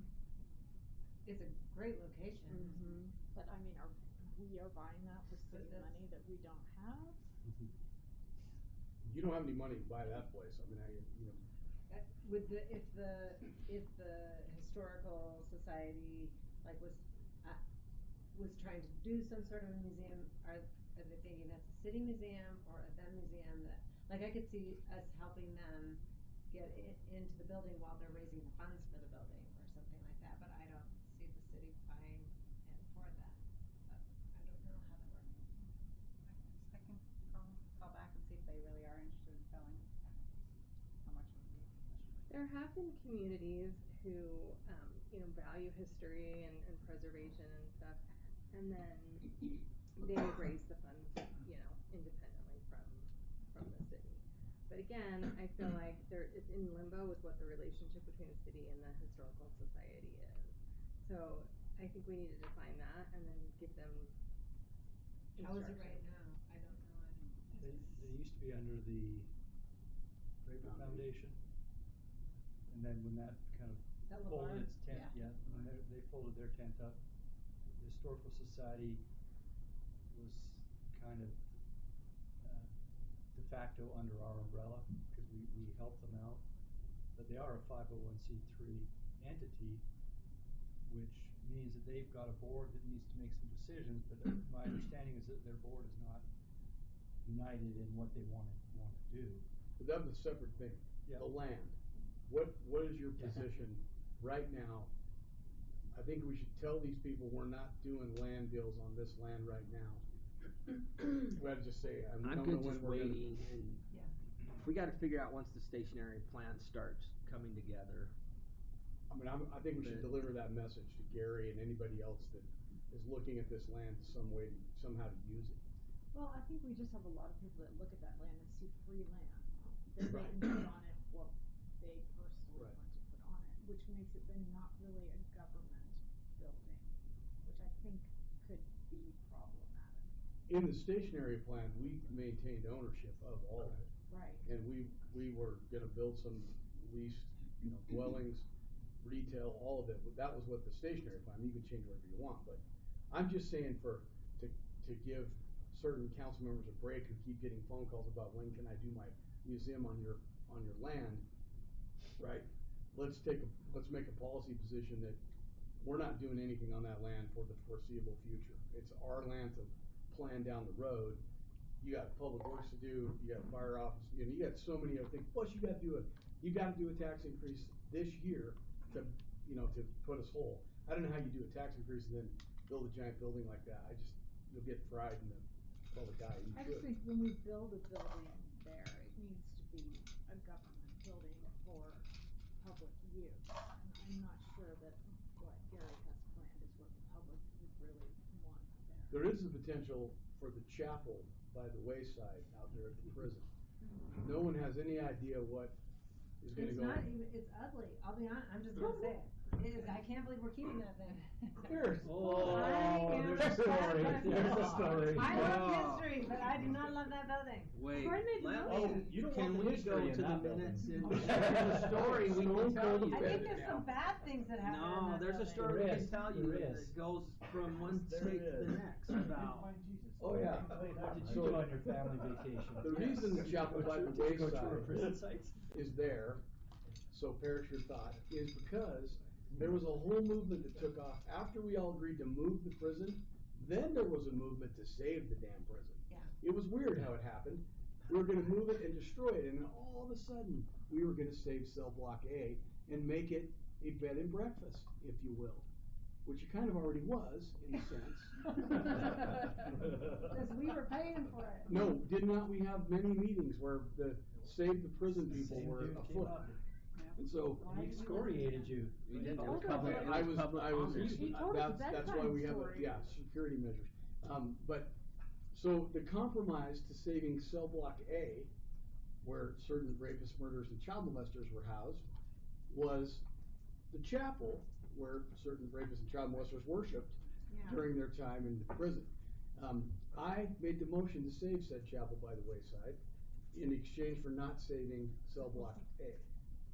It I actually can will see be why a fine, that's a it'll be a better fine. decision. I'm not saying, but I just am like, when I from the road I thought, oh, that's nice, and then we drove around it and I was like, He was gonna tear it all Yeah. down, like, Oh, it was a yeah. flip to the safe. Yeah, no, Really it's- pushed by Deidre more It than. was, the There's a lieutenant lot of governor, historical That's what they said value. today, they said it's Deidre. I wanted to tear it all down, I didn't wanna save I anything. didn't know that. I So mean, there do was they no- have some ideas for what they wanna do? They have with no it? ideas, You know, but the I've talked at inmates the built point it meeting in about, that could be a Draper the Historical 60s or Museum, and whatever. there There's is, like that one wall. there is where extreme they keep that possibility one we can wall. make that back. I think that'd be good. I think the current historical society would not go for that, but I think there's potential to do some fun things over there and Yeah. make it like a historic center. They wouldn't, the current doesn't have any interest in that. No, they like to just come here. It's a clubhouse, in Yeah. essence, it's a place to gather and. Right here, Yeah. the house. That's But why it- this other building would maybe be good for them. But So are you guys again, good with on what the money? 10 acres that we're taking a step back?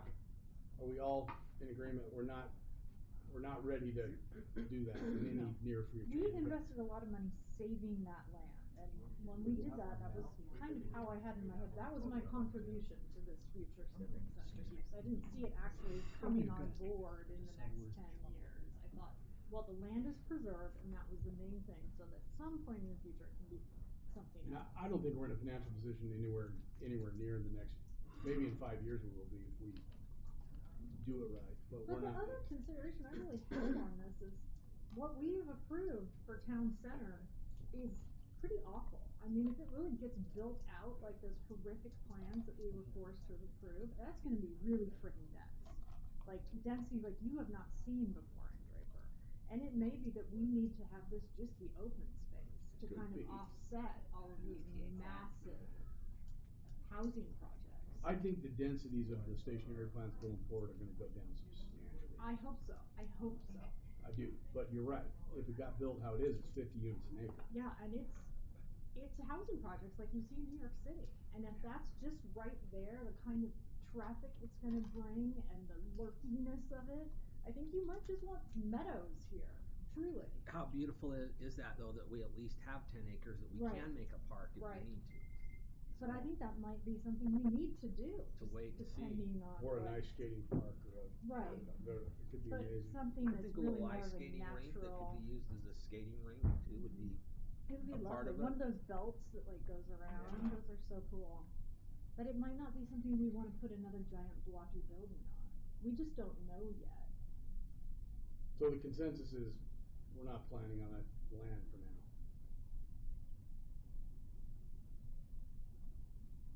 Yes. Yes. Is that I'm everybody for there, all Brent? that. You're reluctantly. I know, Yeah, it I want, doesn't seem like you are, the Brent. museums to go around, but, I mean, I want, kind of to what, the point is, I want it to be done well, I don't wanna rush into anything, but I also think it would be nice to have a plan and saying, this is what we want, and then if something comes up where we can do it, we're ready to go, so, that would just be my. You want the Gary Freeman? No, I just want I want a museum. I wanna make sure that we preserve. Let's see if there's a way we could do something with this property over here. Might even be able to find donors that could help purchase it. Is the historical commission or whatever they're called, society, are they in a place to, if there were this other possibility, are they in a place to do a large scale fundraising effort? No. I don't know, I think who would do it would be the Preservation Commission, because they're more engaged, they're passionate. Yeah. They have a lot of, experience and education within the state, and so they have the resources to do it. Yeah. The Historical Society. But the historical society has the stuff. Well, they got Has, stuff. They've got stuff. But it's like Okay. baby dolls But from the like historical 1975. and life mason jars. Like it's My mom it's has some. She stuff. would be happy to, from my grandmother's house, the mason jars and So- Lysol from 1937, cause it's in a neat gold, a neat glass bottle. So the Preservation Commission is meeting with the Historical Society, they're trying to catalog everything and try to get an idea of what is there, and if there's anything of value. I went over there, we did cameras, they had a whole case of cameras. So cool. So, I think there's some things that would be interesting, but the Historical Society doesn't have the resources to do it. I think Preservation does, but that's not really their, Does Preservation want to, or they're just helping them out, but they don't wanna take them on or something like that? And I don't know any of the politics. So the Historic Commission, their purview is preserving historical buildings. and sites, so they can do Yeah, and sites yeah. too. And whereas the Historical Society is preserving the Stuff. history, yeah. And the writings that hopefully Sure. there's like Yeah. letters. Oh, there's and- lots. There's tons of papers. All, yes, all All sorts of physical, papers. all like this. Yeah, There's and nothing binders. digital. Big binders. I just wonder, like, I appreciate that I love that there is a champion for the history on the city council, and also I'm wondering how it gets to happening. Like, is the idea that the city council or the city is going to champion doing this, and then it makes more sense to me if that is actually ever gonna happen, that there is some sort of organization that is going to be fundraising. Maybe the city's gonna be putting in money too, but some organization is gonna have to be the oomph behind it, and I'm just. Which they have the structure to do it because of their 501c. They could. They would need. But you've a got different people that's just group. not their skill set to Yeah. do it, but they have the structure in place that if somebody came in and provided them with direction, they could do that. I think. Yeah. You know. So yeah, and that's kinda what I wanted to talk about, but later on, like, to talk about our relationship with them, what that looks like. Can we do one big thing before that? So we got the land figured out, we're gonna tell everyone we're backing off on it. I'm happy to deliver that message if you want me to, that that land's not even on the table. Next item is, and this number 4 is the enterprise fund. And so we have a few of them, but one of the ones we wanna talk about Go ahead. is solid waste. As you all are aware, right before the election, we did raise the rates on the private streets, which was not as well received as you might have thought amongst the. Well, I was received about as well as we probably. Wait, we didn't raise the rates, we just moved it all to. We privatized. Just Right, privatized. but what really happened, we raised the rates. I mean, that was really the message that I got Yeah. as I was out and about campaigning and doing the final weeks of talking to the neighbors. So we privatized it, but that caused the rate to go double, 30, whatever. So $37. I'll be brief on this because most of you know it, but when I was a council member, our assistant finance director at the time, who John knows well, came to us one day when we were battling contracts between, I think we were using Waste Management, I can't remember, it was one of the two, but they did a rate increase. They raised the price on their contract, and it was a lot, a couple bucks like back then, $5 or something. So the council, Denise Steck, came to us and said, hey, I think we could do in-house garbage and we could make money at it and do a better service. So we studied it and we did it and we made money at it for a long time. We stopped making money at it, John, when? 2004? 24?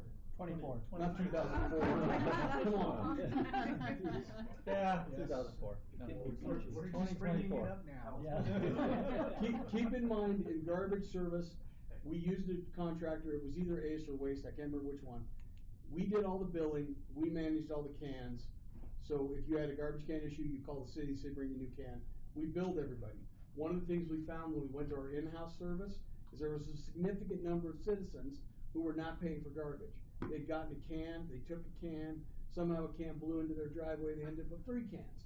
And when we first started collecting garbage in Draper City, people were calling and saying, hey, no one came and got my garbage. And we said, hey, you didn't pay for 4 years, that's why. So there was some of that. So, but now we're at a point where we're accounting for it correctly, at least the cost of these damn trucks, which is high, and the cost of the drivers, and the cost of the occasional boom hitting a Land Rover with 4 specialized S-Work bikes on it. Go ahead. Well, here's your shortfall, right? That was disastrous. That might have happened. But I don't think it was a Land Rover. Go ahead. So this is, again, back to the, projection, on the left you have the budget, that's budget, revenue and expense, cause we have a balanced budget. And then, the center column is what we actually got as far as revenue, and then the far right would be our actual expenses. So as you're looking at it, we're spending, most of it is just operations, so the blue represents just operational costs. Orange is capital expenses, so you can see the cost of a truck, a garbage truck on there every year, or pretty close to every year. It's an expensive proposition, $500,000. And then the silver that actually helps us as far as some of the revenue has been the great interest rates that we've had recently that are soon to be going away. So you can see 25 we're upside down in the fund. We knew we would be upside down because we do have a fund balance up in the upper right hand corner of $4.2 million. We made a decision that we would spend some of that fund balance, but we're at a point where we will look and come to you with some proposals, because we cannot continue to sustain that at a loss like that. These are proprietary funds that really need to not make money, but they need to break even. And so we will come to you with some proposals to figure out what that looks like. Is that 100% reserve? It's got 100% reserve. Isn't it about like more than 100% reserve? Yeah, but that's. It's the enterprise fund. Yeah. Oh, so okay, so it's- it's different than our.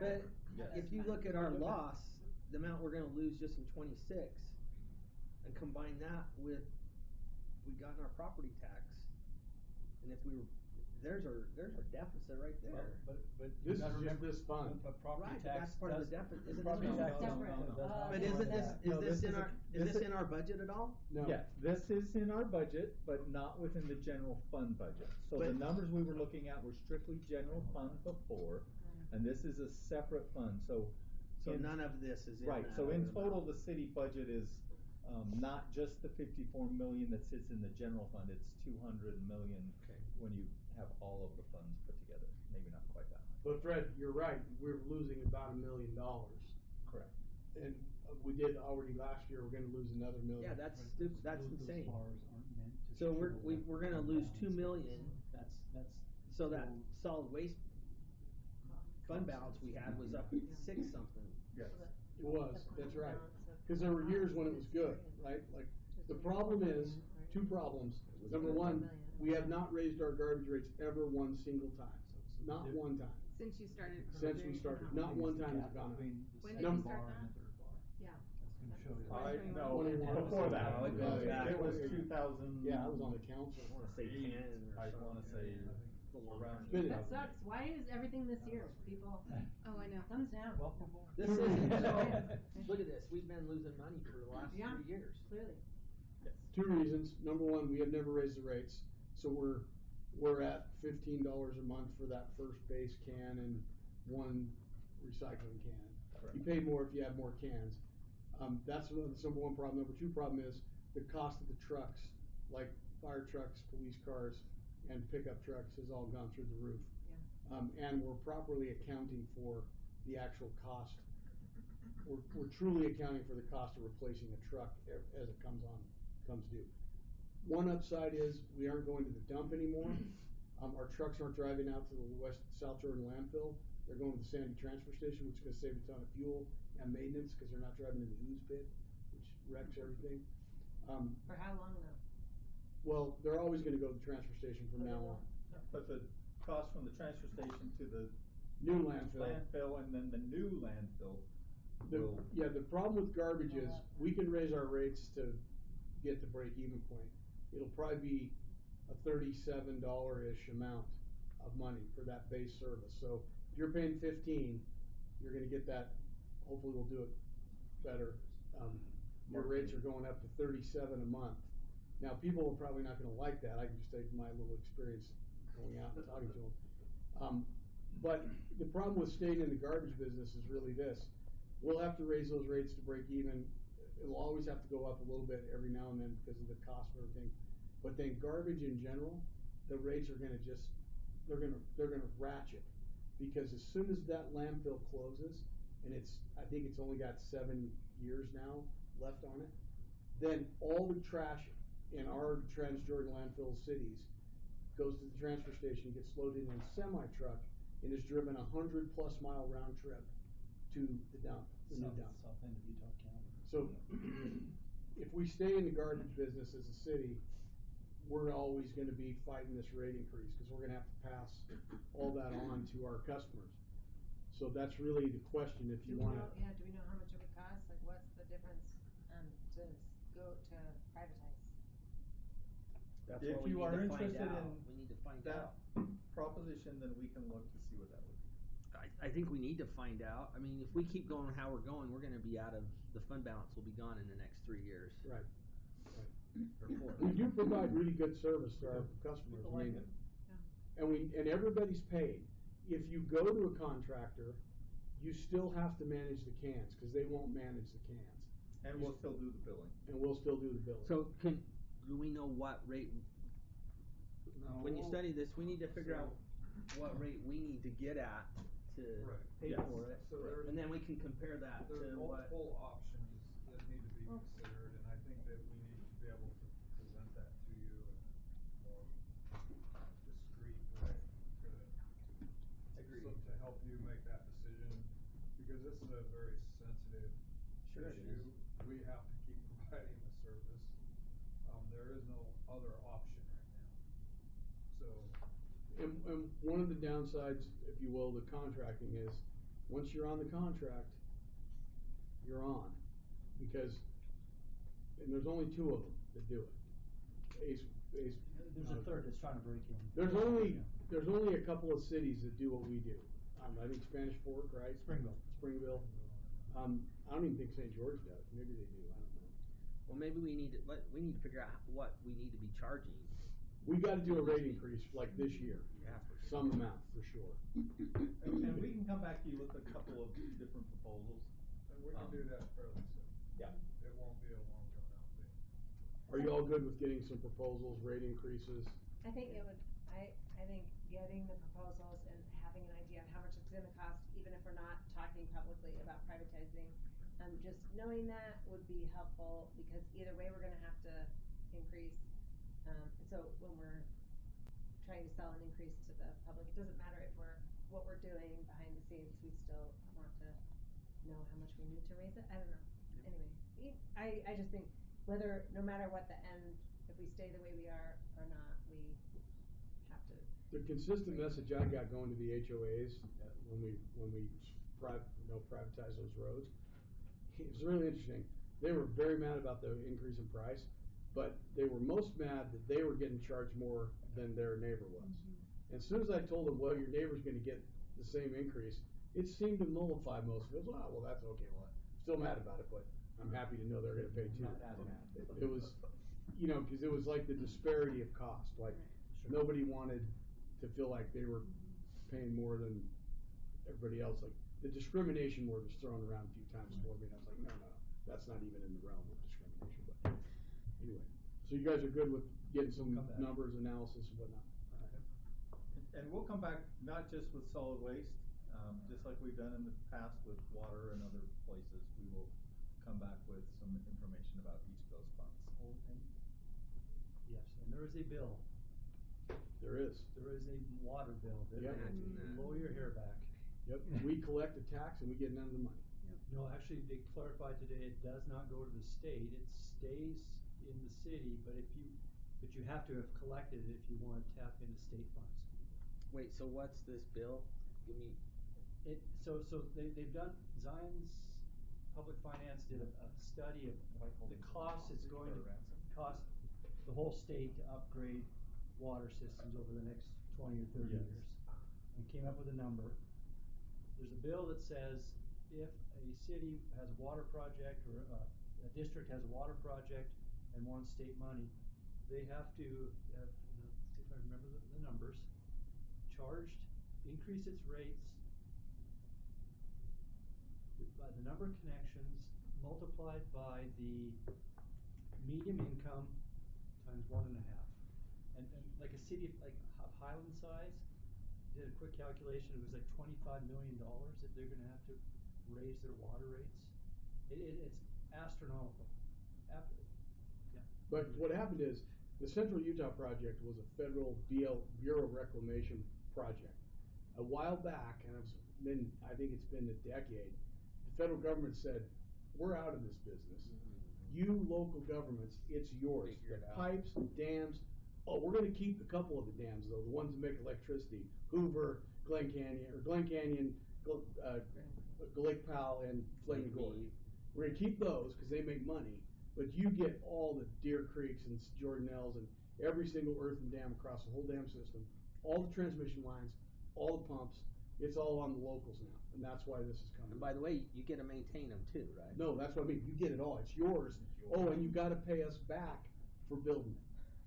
There's a fee going back to the federal government for building it all. That's why this is that bill's around. CUP. It's absolutely crazy. That's like your daddy paying for your college tuition and then saying, oh, hey, Yeah. 20 years later saying, oh, I want my tuition back. Yeah. Right? With interest. It's HB 501 if you're interested in. Well, the good news is looking the at Central it. Utah Project guys created Utah because if they hadn't thought through it, we wouldn't all be here. But yeah, now we're all going to pay back for it. So is That's it gonna why. pass this time? I don't know. I mean, the league is still. I don't think the league has taken a position yet on it, but It's got legs. it's got some legs. What But is the league gonna position itself as? The problem is all these transmission lines. Some of them are 75 years old. Right. They got it, and they're huge pipes. They're 36-inch interior dimension pipes, or 67-inch interior dimension pipes. So you're saying we're just gonna have to eat this? Well, we're gonna have to pay for it some way or another. But anyway, okay, that's all the big stuff I had as far as like money wise in the future. Sticker shock. Sorry, so we're doing fine, we're doing way better on water than we are on, Yes. cause we've already raised rates, Because right? we've raised Yeah, rates okay. incrementally over the last 2 or 3 years. We also just got a grant from Good the for us. United States government for $2 million to help with our redundant water line issue on Suncrest. But you can see the yellow there are transfers from the general fund into the water fund to be able to cover some of those known projects that we've had, right? So we transferred 1.2 million in 22, we transferred 1 million in 24 and 2.5 in 25. And From we general? did that from the general fund with, like in 25 we had money that we got from selling cemetery property that we couldn't leave in the fund because we had a threshold that we couldn't exceed. So we made a wise transfer into the water fund that we know had some expenses and needs. And is a lot of this water work Suncrest where the pipes have been failing? Yeah, but it's our water system, if you really look at it holistically, it's probably as complex as any in the whole country. The amount of pump stations, the pressure, the pressure reducing valves, most cities don't have any of that to do. Right, but that's all Suncrest, right? That's all getting this water. South Mountain, Yeah. Up to the mountain. any elevated water. I mean, if you're not on Water Pro, you're getting it pumped to you. So, right? Unless That's you're it. in the valley. We have on the west side, it's ours, but Water Pro has about 2/3 of the city, and we have about a third. We get the expensive portion of it. But it's Honest. But I mean, I'm in South Mountain, I'm Water Pro. Not a lot of communities build homes that have to pump water up the hill. Not very many. Not all the pipes were laid as poorly as they were laid in Suncrest. That's Correct. a lot of the problem. That's a lot of the problem is those I mean, pipes are all going out. I mean, we're up there every weekend with some broken pipe. We have been making some significant improvements that have helped tremendously with that. Just proactively, we've been replacing valves. Like last year, we did over 70 valves, which helps significantly. Yeah. No, I mean, kudos to your team because no one wants to be out of water. Certainly not for any And significant amount of time. The potential for catastrophic failure is fairly high, and so we're attacking those issues first, and we have been for 4 years Yeah. plus. Well, it And that's desperately why needs those to be expenses addressed. are high. There's still a lot to do, and if we don't do it and we have a catastrophic failure, there's no question who's gonna be fixing it. And the good news is, if we do the redundant line, you know, a redundant water line, essentially from Mike Weir up to tank 4, which is our plan, that, once that gets put in, we have the ability then to work on the transmission line that's in the road.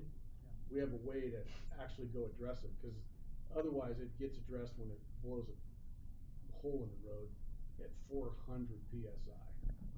That's an explosion. There is that's no like road at that point. more pressure than the bottom of the Glen Canyon Dam or the Hoover Dam coming out of the pipe. But we got $2 million from the federal government. We got a loan. Yep.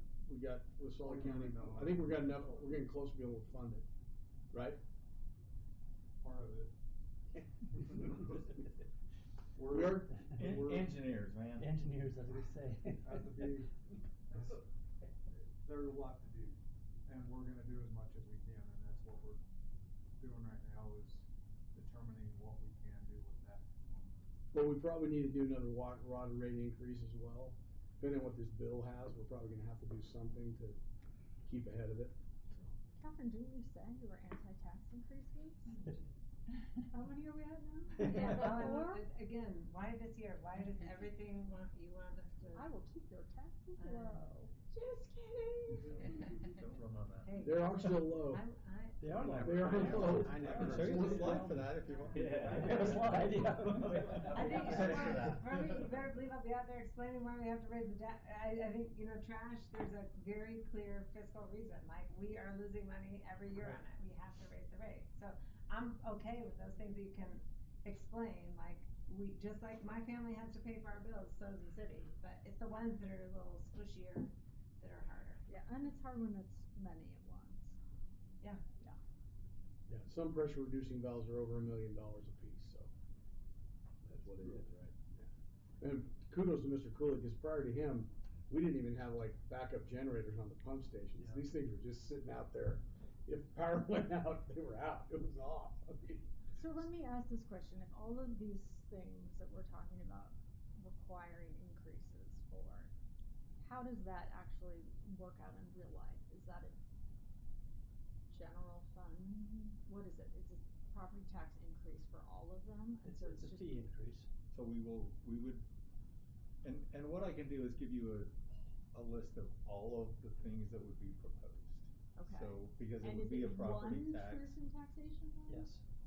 Yes, because it would only be property tax, but Oh, property you don't tax. have to do a truth in taxation hearing to raise water rates. You don't Or have to do a trash. Right. truth in taxation to raise garbage rates. We do that. Let it be a You- public clear. There is have a public Public hearing Yeah, associated with the budget. Yes. okay. But you don't have to do them all in the same meeting either. Nope. You could and be done with it. Yeah. Well, typically you do it as You part would of do it as with part your of adopted year. budget typically, Right. so it really would be in the same meeting. So when would that be, June? May is the tentative of it. May would be the first Tuesday in May is the date to Gosh, I adopt the think I've tentative gone. I budget. think I'm actually, that's Oh, pretty yeah. good. It's junior Nice. year. You're gonna be in Peru. I'm gone the first Tuesday in May. We're gonna. There's no quorum. Oh, isn't that convenient? Well, somebody's not going on a trip. Oh, it'll still be All right, here when that- you get back. Yeah. That's the big stuff I was the most worried about, talking to you all about. Now, Randy, What's the 5A one about Draper council staff interaction policy?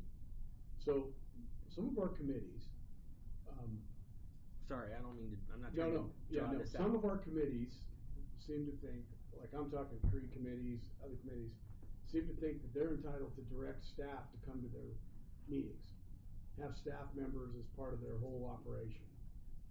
That's one of the issues, right? So, these committees are citizen appointed committees appointed by me and approved by you. They don't spend money, they don't appropriate money, they don't sign off on anything. But some of them have gotten a little bit dragging staff members into, right? Yep. 4 or 5 staff members at a tree committee meeting and thinking that that's part of what goes on or whatever it is. So I don't think the staff ought to be going to any of these committee meetings. their committee meetings for the citizens, but. Well, they have one They have a staff staff liaison. liaison. One to like record it and Yeah. do the agenda and minutes. I think they all have one staff liaison. Yeah, but some of them have been bringing in more.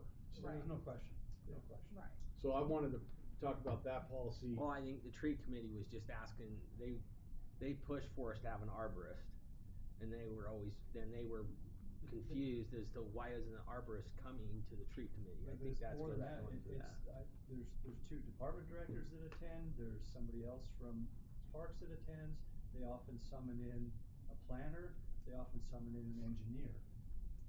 And I don't wanna summon That's a in. lot of, that's, Are they summoning them in, or but it goes, just saying? because they're exploring things that are way beyond their statutory scope. And we need Direct. either change the scope, or they need to rein in, their activities.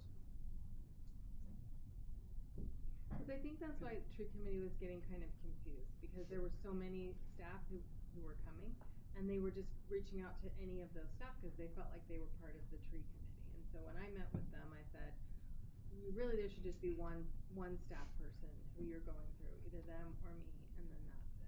But I think they, their staff person? so, And that goes to the broader policy of. It's just It's Taylor. yeah. to, and you guys are good about this, but this goes to the broader policy of it is, you individually don't get to call department directors and tell them what to do. Like that's the same thing that these committees are trying to do, like give direction. We gotta always remember that it takes three of you to give actual direction, and we can't, this is what these tree committees essentially directing staff, and they're even less responsible to do it than you are, but they've been doing that. But even us as a group, we gotta be careful about how we had for a while, it hasn't been like this, where we had staff members we had all these open projects. Right, there's a certain period of time where this policy was adopted, and Right. and those of us who were there and lived through it know exactly why the council adopted a policy about that. A certain council member that's no longer with us, but, Well, it was like, you would have council members that one would call the city manager and say, hey, let's do this.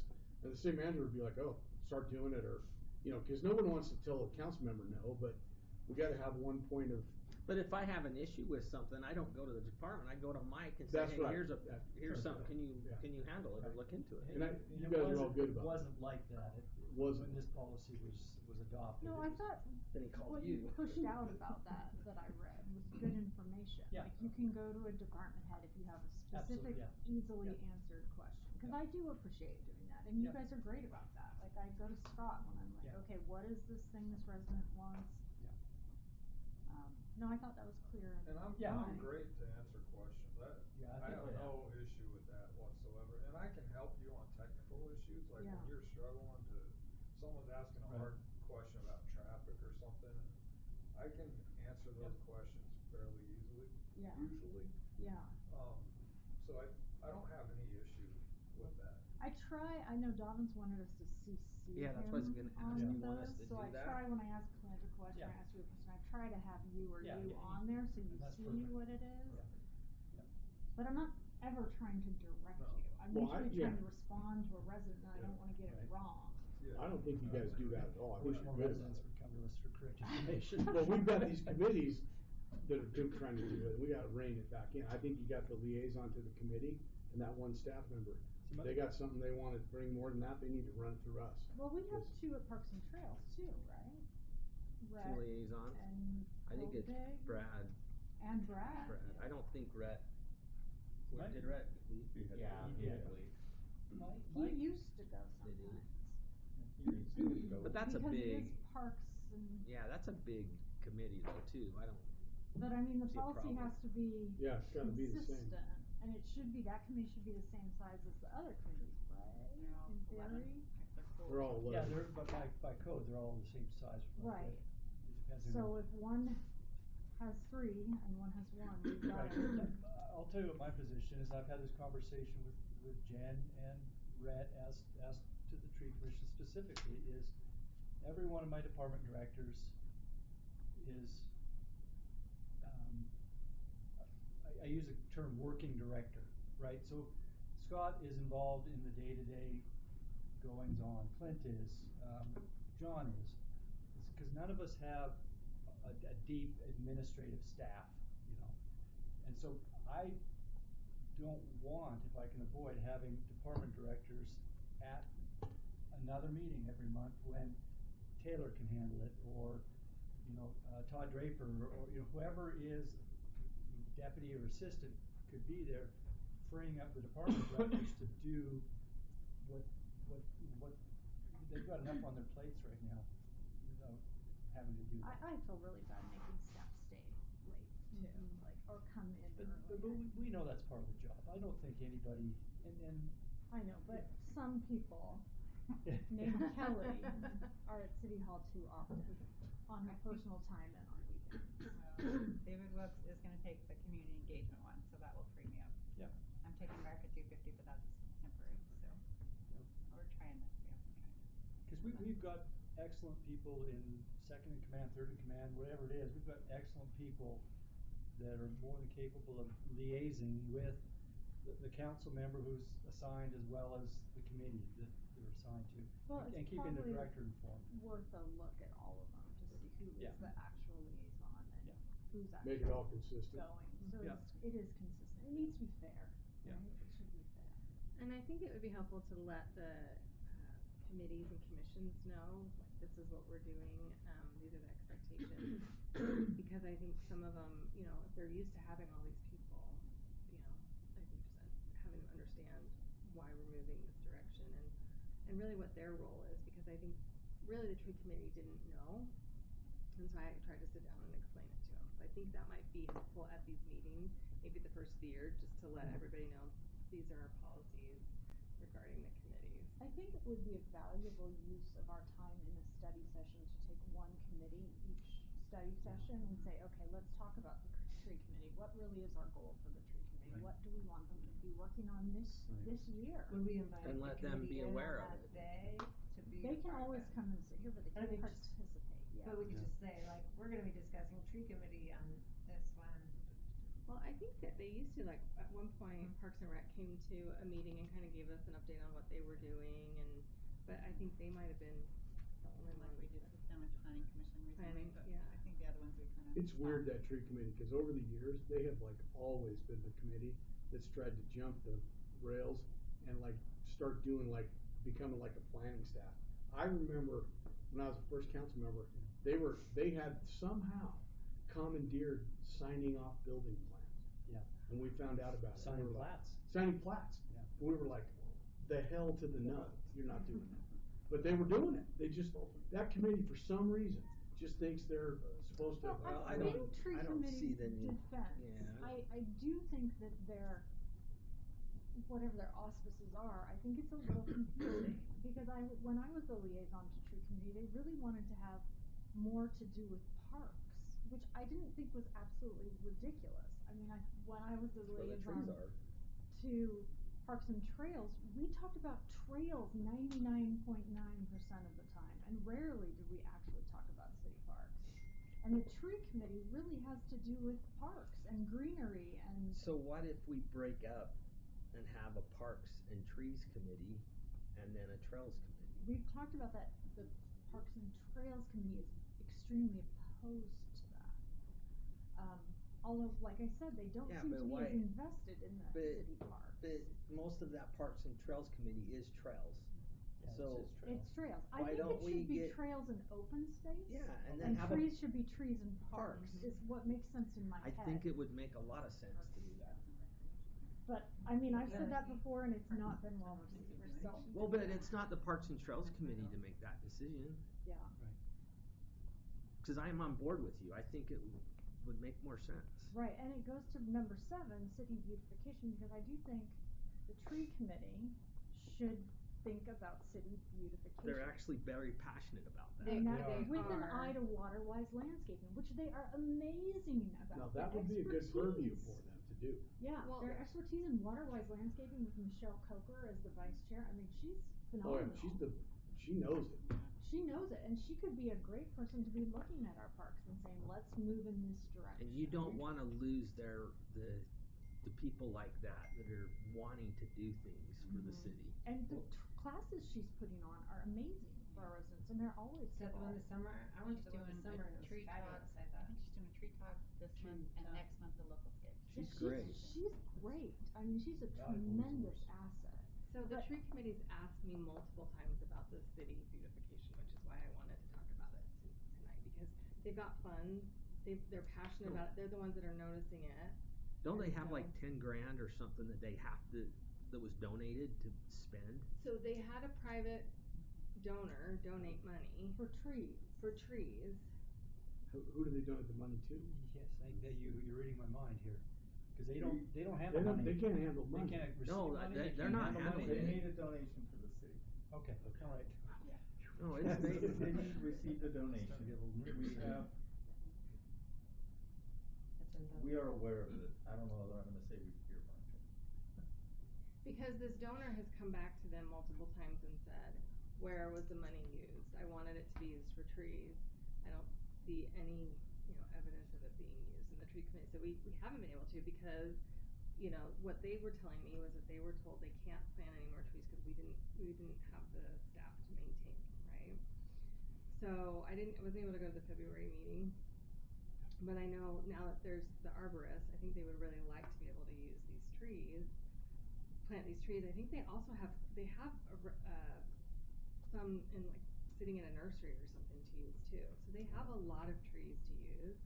And so I was thinking that, at these entrances, even kind of what Linda brought up, is that could be an area to use that and to engage tree committee because But they're I think noticing what it. they need to do is, and this is what always makes me nervous about them, is they need to come then to the council with some advice, a project. We, go ahead, Fred. No, keep going.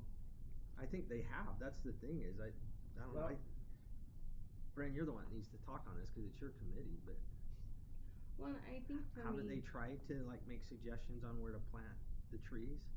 I Or mean, I think they've wanted to plant trees, and they'll like for Arbor Day they came up with to do it by the disc golf team. Yep. But from what I understand is that when they've asked, can we plant trees somewhere, the response has been we can't maintain new trees, and that might change now that we have an arborist. So that is where I think they've kind of. That's probably where it's bottlenecked, Mike. Is they don't feel they can suggest. I don't know. I love the idea of the beautification though to tie this in like with the entrances. But I mean, Where I Linda- drove into Riverton Wonderful. today, and We were talking about you're the driving new into signs Riverton. and stuff. It has a great sign. I drove out of Riverton and said. But yeah. Linda was just We are so lacking in that area. But Linda was just showing us those new, doing new signs in the areas, and you could tie it in with all of this. I know an issue that's come up in the past is water to some of those, and so I did look at the Riverton signage today, and it is not a water landscape thing. It is just very nice signage where I Right. was. Yeah. But there might be some places where you would have access to water, like that one by potentially the future Smiths. We could probably work with them to Absolutely. get water. Yeah. Well, and then like if you think about the one coming down 13th East where there is a little 100%, like there's grass there that we're watering, so there's more water. System there, yeah. And I think my question would be, because I did ask everybody about these, and I've done it multiple times, and so I think for me is, okay, if I get something from a committee that says we'd like to do this, or even this is a suggestion, what's the best path to make it happen? Because I was waiting for this tonight to talk about this beautification, right? Because I've mentioned that I think we need to do these entrances that the tree committee has said, they have an eye on those. So I think my question is, what's the point? Because I feel like my voice isn't being heard either, right? So when I bring stuff up, nothing happens either. So. Well, if your question is how to get it on an agenda, it's just a matter, according to the policy we just talked about, it's just getting somebody else to join you with that and say, let's put that on an agenda. What I'd like to do is, our next study session is to, let's go over our code as to what the tree committee is tasked to do. Yeah. And if we're good with that, great. If we're not, let's bat it around and see what else they ought to be doing. Is it okay, are we pushing this too hard about, what if we did a Parks and Trees Committee and a Trails and Open Space? Good. In their title is Parks, Trails and Recreation Committee. I don't know. Yeah, if could they we do change anything it? with recreation, do they? Do you guys sit in the committee? I don't. So we could get rid of that at the same time. I mean, Troy, we what do you just think? kinda, I think it's great. I mean, we redid the events committee and combined that with It the. wasn't too, I mean, Tracy changed the code on that. It wasn't too difficult. I mean, I think the people that are on the tree committee, like Michelle and all the other members, care enough about Absolutely. They would the love to have community the parks. that They've they can wanted that put their for a energy long into it, time. you know? I don't think I think the And we trails could would use be- some nice entrances. I mean, we definitely Well, could. I mean, highlight it. you It's- and Bryn could maybe smooth that over with your committees and explain it in a way that it actually makes logistical sense, right? It makes sense for the tree committee to be watching the landscaping in the parks. I mean, it doesn't really make sense for the trails committee to be trying to do It doesn't. water-wise landscaping in the park. Right. And they're not doing that, and they don't have the expertise to do Well, that. look how big our trails are too. I mean, Right, that's, but there's 5,000 acres of open space. I think it should be trails and open space, is I what I am think totally it should good be. with that. That's a good idea. Parks and Just trees to- and trails and. Just to Britain's question though, like right now, as it stands, if your committee has something that they'd like to do and you're trying to get like, it's interesting to me, I don't know when the $10,000 donation came in, but that we have this $10,000 that was supposed to be for trees that we haven't used, it sounds like. And they feel like, at least tree committee feels like maybe they have tried to get it used, but it hasn't been answered. So what is the, like, So I think it would my make a lot of committee- sense for Bryn to say, to talk to you or to I or Fred or whomever she wanted to talk to about it and say, I'd like to bring to a study session the idea of tree committee putting forward a plan to do city beautification at the future Smith site with a gateway entrance sign or whatever you call them. And that would be our project for 2026, 2027. And that would be very timely because we're in the process of doing Right. the development agreement. I think that would work. And splitting those committees up makes sense to me. Well, maybe I it's felt finally that time way. to do it. Yeah, I You know, felt that like way it's for a like- long time. You know, it's We probably agreed time. on it, I know, but then getting it's them to just, do it. they were so Well, mad you guys about are in it. charge of them, so they gotta That's do what what I you say. tell them, so. If they don't like, I mean, it's. Yeah. I don't want to sound like we're. If you're willing in to char- like. I'm willing to bang it out with them. Yeah. Yeah. They really aren't that involved with the parks. Yeah, I would be So- surprised if it's that big of a fight. I'm sure. But But I'm we need assuming- 5,000 acres of open space. I mean, it's not a terrible trade-off. So you'd call it the tree. That's where most of their focus is. Trees and Yeah. parks, trails and open space. Yeah. And then they could take on projects like Or parks and trees. beautification either of the way. park, like, I mean, I'm sure they'd probably go kill it, you know, it'd be Right. Well, I amazing. mean, With the really, we beautification need- and everything be a part of it, I think it's great. And We do can we put all need that to energy say into that. They can do- beautification, park beautification? but then are people like, hey, what happened to the tree committee? I think it would be part of that.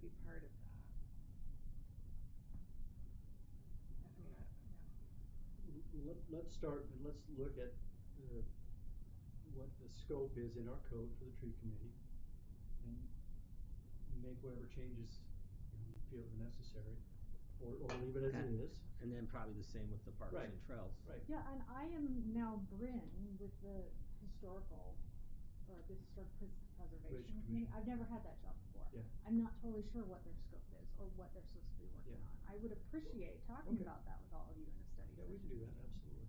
I think that'd be helpful. I think it'd be really nice to hear what you guys want us to work on. I think they should jump on that chapel.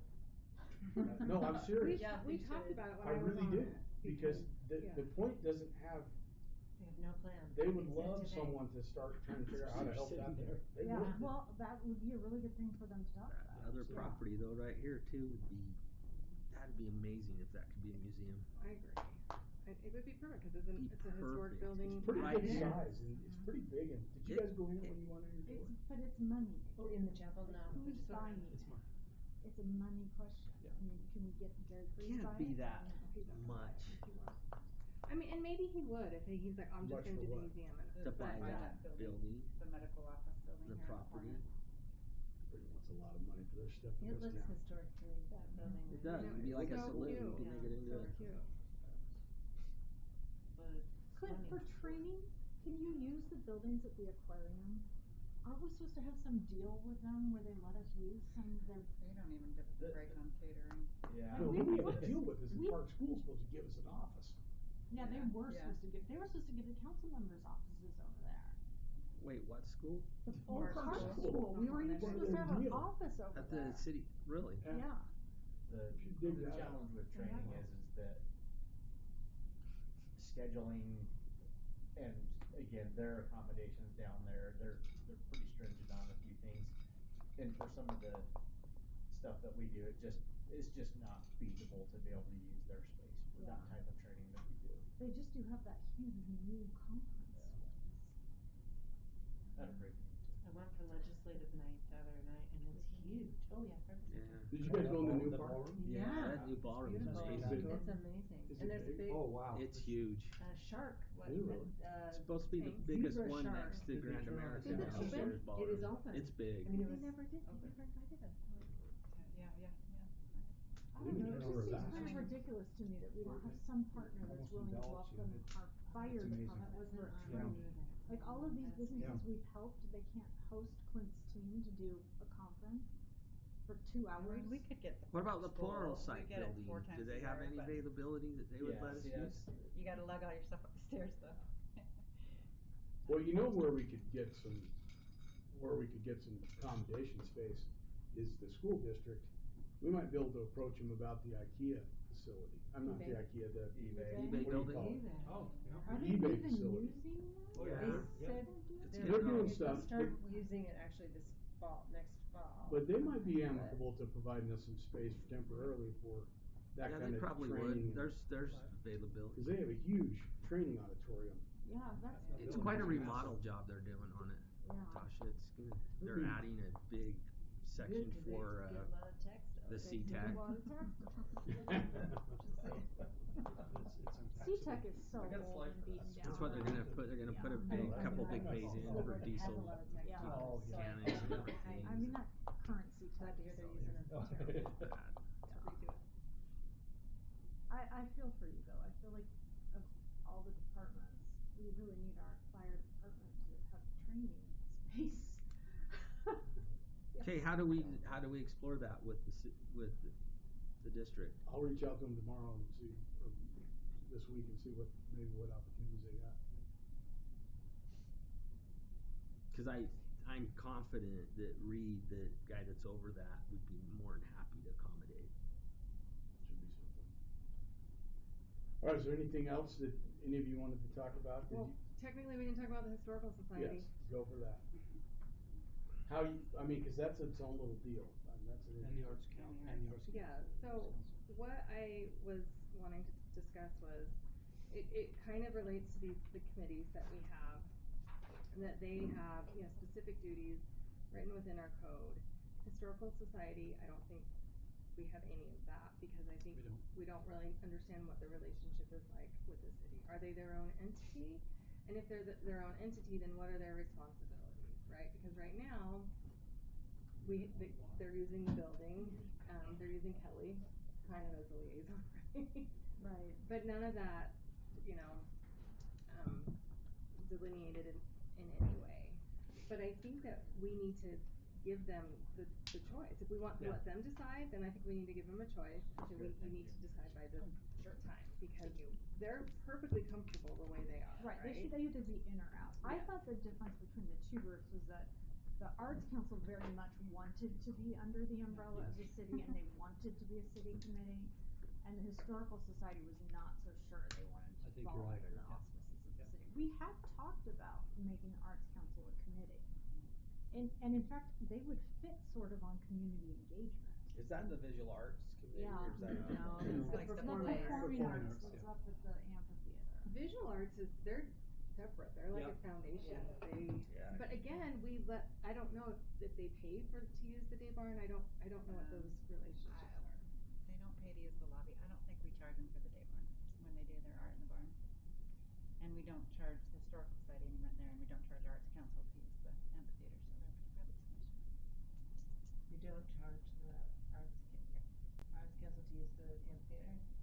do we get any of the money from the ticket sales? Or No. how does that work?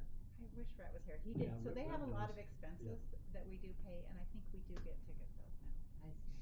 We just recently. I don't think they make tons of money from ticket sales, but they're, you know, I think they're at least self-maintained. They're, yeah. yeah, that's what I would assume. I think we do. They I do think better than you think, though. They with do the- No. provide a real service to Tons the of- community.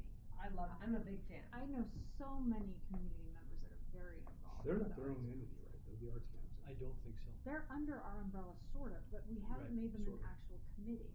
Are they a 501c3? I don't think don't they think are. so. I don't think they are. I thought they were part of the other foundation.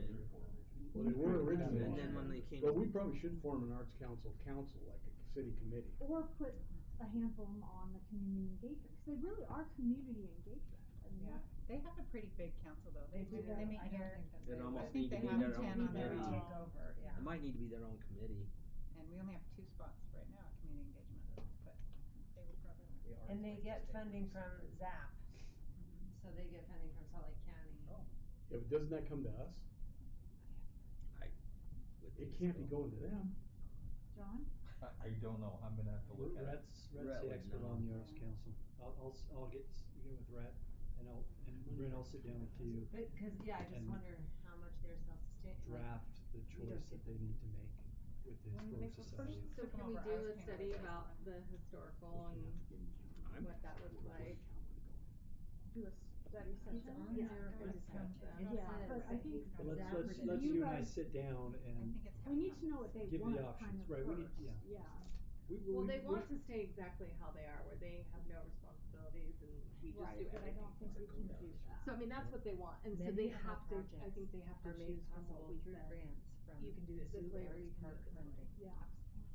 We've had that conversation before, it seems like, Tosh, haven't we, with them? Yeah, and I We're don't maybe think they gonna have to want, just be more I don't direct. think they wanted to I totally think come they under left our umbrella. The Do you other look to see problem if is I that's don't 501c3? think that we I don't know. really Sorry. need a historical Or- society and a Which historic one? preservation. We could find it They should be the have to same. be one. Which Yeah. one are we talking about? Arts, Historic- historic historic. preservation is 501c3. Yeah. But the society. Yeah, but the arts council, I don't think the arts council would. Right, well, one of But I them is think just we very need to- elderly, Yeah, and which makes one sense. is more our age people, yeah. Yeah. Yes, but The arts have a council would vision want for the the future, we could find Who who does does Sponsors. I don't think they were either, That's the historical That's society. historical Taken a while to society. kind of. So they Yeah. registered with the state, but they Tighten hadn't that up, registered with but- the IRS, is Yes. what I think. I think that's Okay, that's right, and that's who gives the 501c3. Is the historical Designations society- with Yeah. that. Are they a 501c3, the No. historical society? No. I don't think they are. We couldn't find them when we looked at it. Oh, okay, so they're just a They're domestic nonprofit. Yeah, they're registered with the state as an entity, but not with the IRS. So would they be willing But to they come still- under the so they still umbrella have an and entity that combine with has historic authority, Yes. independent So authority. they It's have, not like so a we actually, the corporate preservation entity, commission Right. looked Yeah. at that. Is it across taking the- money? Not a, And no, and because the well, they're a historical domestic society. nonprofit, but they're not a 501c3, I which just don't means see you how we wouldn't could have two get that a are kind tax of the break for same. donating Well, to and we them. can I mean, look I'm at sure that. they I could mean, still we take can say money. we wanted to They do not it, as it's just incentivizing. not Maybe we see traditional what like They, that. They're they like usually to sell separate. books and stuff As and a bring the money over. domestic to us nonprofit? and I don't know. Sell their tickets. I think they A little loose. both I would think groups they would probably benefit could. from each other. No, I agree, and it could be that the historical society is under preservation, right? Yes, I think that would make the most Combining them, you mean? Yes. Well, or, I mean, there needs It's to like be a a defined subcommittee relationship, or yeah. something. It would be nice to have them together. Yeah. They would help each other. Yeah. I think they would help you. I think they kind of need each other Yeah. because you have a Like lot of Annie people and that are some of kind of those getting. Great people that really know about museums. Yes. Yeah. Yeah. The Preservation Commission, and I recognize I'm a little biased, but they're amazing, so, It's really you You know, have I a told lot of you on, experts in there. that's the Mhm. thing, is that there really are people who are dynamic and engaged and passionate about history, and I think we need to take advantage of that, because the Historical Society is a different group. I think right? that the historical society is a little intimidated by this, that they would be taken over Oh, and they would absolutely. have Kind that of- autonomy. Well, Like they're creatures intimidated of by habit, any right? change, They've been doing any- the same thing for Right. by 40 change. years. But they're also like 86. They are. Well, even You know, older. so if you wanna keep the Well, the younger ones historical are society 86. going, you have to have some of these really passionate community members that are 40, you know, that are gonna continue them with them. One more question. Who does the Sorensen House? Is that historic preservation? Who owns it? Who? Jake It's does a- it? It's Actually, little did I know, about a year and a half ago, I found out that I was actually my relative, so. And I have family buried in the cemetery too that I had no idea about, so. That's awesome. Funny enough. So you're the private person, does Jake own it? I'm just kidding. My last name's on it, and it was a relative, maybe. I'm in the so will. it's a private person, it's not. State your claim. I think it's ours. I think it's ours, I'm gonna ask Gary real quick. Who, yeah, who's there? I go to we go see Santa. Yeah, every That's a year, great and picture taking place. We love it, yeah. That Santa's a My good kids love it. Santa. He's a no lines, nice Yeah. Santa. So we're fans, but I wonder who. Not bad Santa. Not bad Santa. Not bad Santa. Let that guy have a cigarette hanging out. That's bad Santa, she's asking. Yeah, there's, I'm just texting Gary. I think Brent, it's you had ours. some I feel items? like I see Just two quick utilities things. go out. With the parks and trails, if we're breaking that up, what's the right step to be communicating this? Cause I don't wanna start talking to parks and then all of a sudden Rhett's like, hey, what in the crap's going on? And Fred, I think the best way to do it would be to bring it up in a study session, go over what they do, and then have the discussion here to And kind of maybe prime the you as pump. the liaison And make then a prime the pump. proposal. I think I'm you gonna need. two need to I don't like wanna start. talk about. I don't wanna start discussion with the Parks and Trails Committee until we get something rolling. Because you start talking to them, then they're gonna talk I to think city you staff. two should get together and put it on the Okay. agenda with All right. Mike. Okay, And then you two should make a proposal to the rest Okay. of us. thank you.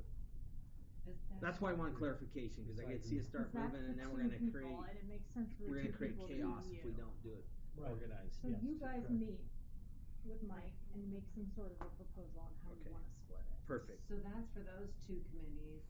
Is there, would that discussion include figuring out what we're doing with Draper Arts and historic? probably a Is that different And separate, or is that I'll sit separate? down with Rhett and get a grasp of what, What it is currently. because yeah, that concerns me that they're getting ZAP funds, but how are they receiving, like, what's their entity I that's just receiving that? texted one of their main people and she said, we work with Rhett and we are, So that the fund's funding coming goes to down. the city, I believe. Oh. We work with Rhett and we have been a 501c3 in the past when we were under the Draper Community Foundation. Which was the 501c3. Yeah, Right. but so now They're no they're longer. So not. they're probably getting grants through us, but I So- don't know of any specific. Yeah. So we need to formalize that relationship. We Nope, should we're maybe not- have, like a- we should make hopefully them we're a not person blowing money and around. Catherine has volunteered to be their liaison. There you go, you I'm can fine. tell them. I love her. If I get a All better in favor? part. All volunteer? I mean. All in You favor? had a good part on the last. I second the motion.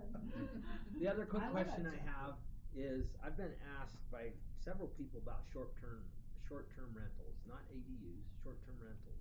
We don't really have a way to enforce those. So in our city, we're do we? working on we are working on a ordinance to bring to you. And when, It's on our 217 study session.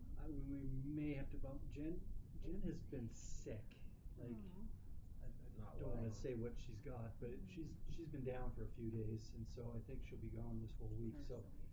But if not next meeting, then the first meeting in March. Are we looking at something, an ordinance to limit Regulate them, them. or to remove them, not allow them, or? Well, that'll be your decision. We're going to offer maybe some best practices if you want to allow it, but control it. Okay. But if the council's decision is we don't want them at all, then that's an option too, absolutely. Cause there are some cities that ban them.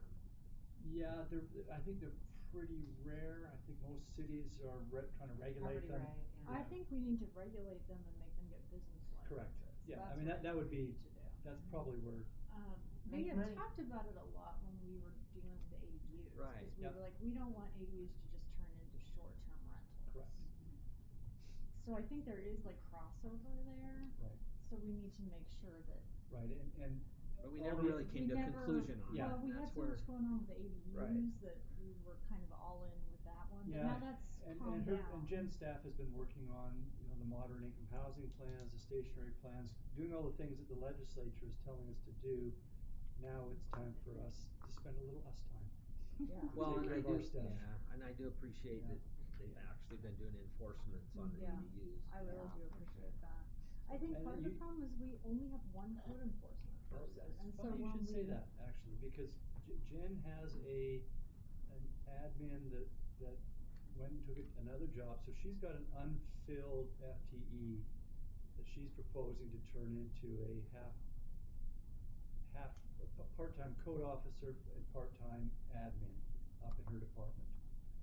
So I need to explore, I need to explore that better, because we do have a lot of, every time we pass an ordinance and say the implication is we're going to then enforce it, and we just don't have the man or woman power to do it, the personnel to do it. But would that just bring us up to where we need to be, and then if we pass another ADU or short-term rental thing, we Right. might even need more time. But at least it's a place to start. Yeah. Okay, thank you. Yep. That's all I got. Anybody else have anything? We gotta go for 15 more minutes and get to full 4 hours. No, I think we're good. Can I ask one really quick question? We just need to tell the farmers market people what to do. They're waiting for an answer. Are we okay with the west side of the park on Tuesday nights, or should we keep them at Smithfields? So this is kind of where they wanna be, this is the library, this is ballpark 4. The food trucks could be This is anywhere. where the fireworks are. Yeah, so they wouldn't start till after Draper Days. This would be their little booth, and they want people to park here, so they would get the traffic from here. They're just kind of waiting to put it on their website. Wait, I'm confused. Tuesday You nights got are- 3 ball. So this is the library, Day Barn. Day Barn, yeah. This is ballpark 4. And the Oh, ballpark okay. is That's not where we being shoot the used at fireworks this currently. time. Yeah, Got not it. in August, not after Draper Days. So Rhett's okay with it. So Okay. is the farmer's market really just gonna be end of July, August, September? They don't wanna go through October anymore, so it'd be, and like, yeah. Be It'd mostly August, be September. August, September, August, September, pretty much. Just August, September? Yeah, I mean, they could start maybe the last week Could of we do July. Smithfields in June and July and I that think in in August, September? Smithfields, we started in July 2nd, I think so the problem is they it don't was a have little longer produce. season. That's part of what it. Yeah, There's so no remember produce when it yet was at the in July. or the arena, we started in June and there was no produce. Yeah. So then we pushed it to July. I think it was a little better, but It is because way of Draper better Days, in like September. they couldn't. Yeah. We need So a I mean, you can Saturday, think I about wish- it if you want, I but just don't love Tuesday nights. I don't either. love Tuesday nights. and there's a couple vendors. We could try another vendor. I mean, I would love a Saturday morning. I think you get so many more people, and then you don't have the work traffic. Because I mean, it's probably okay in July and August, but once kids go back to school in September, sports are gonna start up again. I don't know if they're right. It's They just said we'll right at never that get produce on rush Saturday morning because of Wheeler and Salt Lake and South Jordan all do Saturday morning markets. So they said all the produce is gone, but we can ask around. What do you think? What do you wanna tell them then? Harwood Farms always seems to have produce up on the corner on Saturdays, so. They do. So, So does that place by the trailhead, did you get an answer? No. No, I don't think so. if anything, I'd rather do Monday night rather than Tuesday night, but. And if you look at their website, it's like Monday's Linden, They're Wednesday's really Orem, giving us Thursday's what they Provo. have left. They're giving us Yeah, we got the what they pears. have left. Yeah. I But it wonder- doesn't me cost down. us anything. They're all like, Can we you guys fish can't it even- around we and can see fish if around. there's somebody else who would do a Saturday morning? Okay, yeah. I just like, you're gonna tuck it away in those baseball fields. No one's gonna see it, so you're not gonna get any of that drive-by traffic. Yeah, I would think I don't know, Smithfields but if would you be put just as. signs out at the, on the 13th East, there'll be a sign, I think there is, with any change, there's gonna be like a bit of a learning curve. I thought they wanted to go to Draper Park because people would see their tents and it would more naturally bring people in, but if they're so far tucked away, I Yeah. just don't. I think they did. I mean, that was their first choice for sure. It was along 13th, but. But we've nixed that idea, I right? think so. Because of traffic, pardon me, traffic. Well, if you put them on top of the hill, you could maybe see them. By the willow tree. Yeah, the willow tree, yeah. Is that where you have them in this picture? Yeah, Yeah, to a certain they are extent. kind well. Yeah, they're there. Yeah. The willow's Yeah. right over there. So they could put them a little higher on the hill probably, but. It would be I don't know. hard. I don't know that, yeah. Then We you're kind can- of on a hill. Yeah. we can look around. I'll see if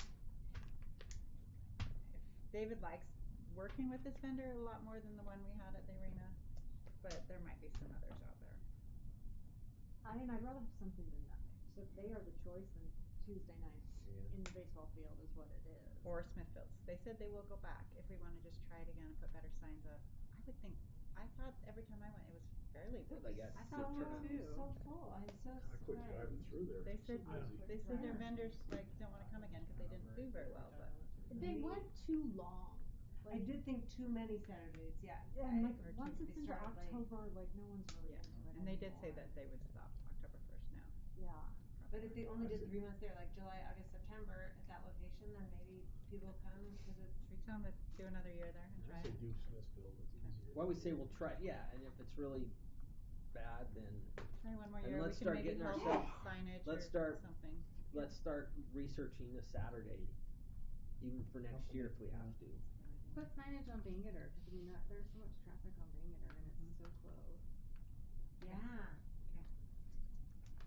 We'll keep with Smithfields and just try to help them out a little more with signage and try to advertise it more. I think we do with Linda, right? But we can. There's 17 acres. I mean, I don't care. If they really want it in the baseball field. I don't have a crazy problem with it. One more second. Just we're getting ready to advertise the rodeo. We're gonna, if you guys are okay with it, Wilkes kind of did some research and he said the other rodeos don't give a child discount, so he wants to make all the tickets $15, which is still pretty low comparatively to other rodeo prices. And then he's looking at maybe making the first 3 rows a premium price, like $20 if you get a seat on the first 3 rows. Just to help make some money.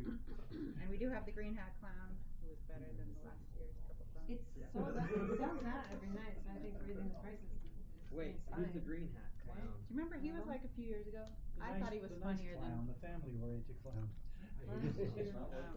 the green hat cowboy. What are we doing clowns for? For the rodeo. Oh, rodeo clowns. Rodeo Oh yeah, clowns. not that other guy, yeah. So those premium seats would be the only ones that were kind of assigned seats, So, right? well, no, I think they're all assigned for the rodeo, aren't they? Yeah, they're all assigned. At least they have been. If There you was a fight, yeah, there was a fight over something last year. Yeah, What was Fred, it? I think there was a people fight at just the sit in rodeo, seats right? where they're not With the supposed to. seat. Well, there was was that the rodeo or the? Only bowls, bowls only. Or the trucks. The trucks.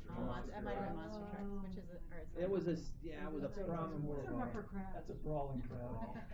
people were sitting in someone's seats and Okay, so if it you're got pretty bad. okay with Police that, almost maybe cut making. somebody. He said we'll make an did? extra like $7,000 if we do that. Wow. We're Wow, gonna need well, some money okay. to make $20 seats. He said 21, but I think $20 on the first 3 rows, and then every ticket's $15. 21's fine. 21, okay. That was John. John doesn't have a vote. I like lots of money. But he And likes 16 21 for too. the other ones. And lastly, on Draper Days, we're saving money across the board on the entertainment. We decided to go cover bands instead of names. So we have the Groove Merchants Friday. We have an Alabama cover band called Roll On that is the same price as a cover band. They come out of Washington, but they're not. I mean, so it's you're going to see a significant savings in cost. I think the music will be good. We've listened to them. They play Alabama's. They look like them. I mean, they're kind of interesting group. And between the drone show savings, that will save like $15,000, and then we'll save another $15,000 on bands or 20. So yeah, we're probably up to almost 40, $50,000. Then we can raise Great the job. stage so it's not underwater when we have rain. Right. Yes, yes, indeed. If it's lightning, we Rain? still have to stop. Rain. We still have to. Yes, we do. Hope that never happens. Happen That was- again. I'm real excited. That was a bizarre moment. Nightmare. Okay. And then are we switching the? Have we decided to switch? Yeah, the- so he's already got the food application went out yesterday. He's already got like 40 food vendors applied. They all are thrilled with the new layout. So there's 3 different sizes, 10 by 10, 10 by 20, 10 by 30, and it's either 1,000, 1,200, or 1,300, and then they'll go like that. The food vendors, so. And they kind of know where they're going to be then. Yeah, so they're all gonna be like around this, so if this is, let's see, where am I? So the stage is right here, So the food vendors are all gonna be right around here. Well, that'd be great. Cool. Yeah. How And many then the food vendors tent right there. did we have last year? Like, how many do we usually We get? have 24, and we're gonna keep that same amount because he told him he doesn't wanna like flood it, even though we could fit more. Yeah. They're paying a premium, so he wants them to do well, which is, I think that's fair. Yeah. It's keeping the same amount that he had, 24. We got the high school bands and then the Draper Idols coming. Yeah. So we'll have the local stuff as well, renting the high quality stage and sound gear, so I think it'll be good. It'll be a good production, but we're actually saving money. And the car show applications are open, they're filling up. That's gonna be on Thursday night, Yeah, so. on the big part of the park. So there'll be a lot better access for them to get in, cause it was hard for them to get in last year. They were kinda grumpy cause their old cars were dying in the parking lot waiting to get in. The cars are dying, not the drivers. Bodies everywhere. Grumpy, yes. Old cars that were dying. They were modified. It was a busy night for you, wasn't it? Anybody else have anything else?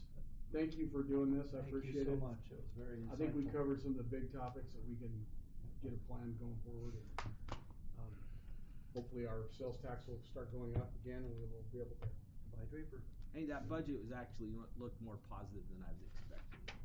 So. Well, we'll it's be a better okay. one than I saw a couple weeks ago, so Yeah. thank you, John, cause I was in full panic mode a couple weeks ago, but, yeah. And Kelly is the board member of the year tomorrow. For the Chamber. Board member of the year. Yeah, they had slim pickings this year apparently, but. And that chamber thing is tomorrow, everyone can go to. Yeah, we have 11:15. table of 8, so. So, we're having our special enforcement team meeting, all of us mayors tomorrow, with the chiefs, going over, where we're at with all the enforcement we're doing, and we'll probably talk about how we interact with ICE and all that stuff. The way we've been doing is the way we wanna keep doing it, which is, we do our work and they do their work and we do the work we do. Are you letting Riverton back in? That's to be determined, yeah. It all depends on. Tish? Yeah, it all depends on the coalition and what everybody wants to do, so. The team has been working really well, law enforcement wise, it's gotten recognition as, they're catching bad guys like crazy. I mean, they really do a good job of, they've taken fentanyl off the streets. Oh, that federal number that you shared at the Large city was quantities. shocking. It was like 250,000 pounds or something. There was a group of bank robbers, just to give you an example, that were going around the Mountain West and they would glue an ATM card in the machine. And then the bank would come out and have this card glued in the holder. They'd have to call the technician. Technician would come out, crack open the machine. These dudes would jump out of the car, take the technician down, beat him up, hurt him, and then take all the cash. Interestingly enough, there's about $300,000 in cash in an ATM machine. So it's a much better haul than holding up the bank, like you would get 10 grand. That's pretty smart. These guys were knocking banks over, these ATMs over, and they did one at Wells Fargo in Draper, and everybody was alerted to it because the special enforcement team was up, and they said, hey, we got the card, so they waited, and when they came out to get the tech, our special enforcement team got them, at least 2 of them, tackled them out on 123rd between McDonald's and Wells Fargo. And then one of them got away, went into some neighborhood and was like stalking someone, and they got him too. And they broke this ring up. That's what I do when I'm fleeing the police, is stop somebody. Nothing like drawing attention. They're all to working well yourself. together. We have the joint SWAT team with all the cities. So West Jordan, South Jordan, Sandy, Draper, Riverton, Harriman, and South Jordan joint SWAT team. Special enforcement team is Sandy, Draper, Harriman, and South Jordan. Riverton's not in the special enforcement team at this moment in time. They're interested in coming back. We'll see how it goes. But it's good law enforcement, and they're doing a good job, so. All right, well, motion to adjourn. So moved. Motion by Tasha, second. Second. By Kathy, all in favor, say aye. Aye. Are there any opposed? We are adjourned. Are we still recording? Yes. Hold on.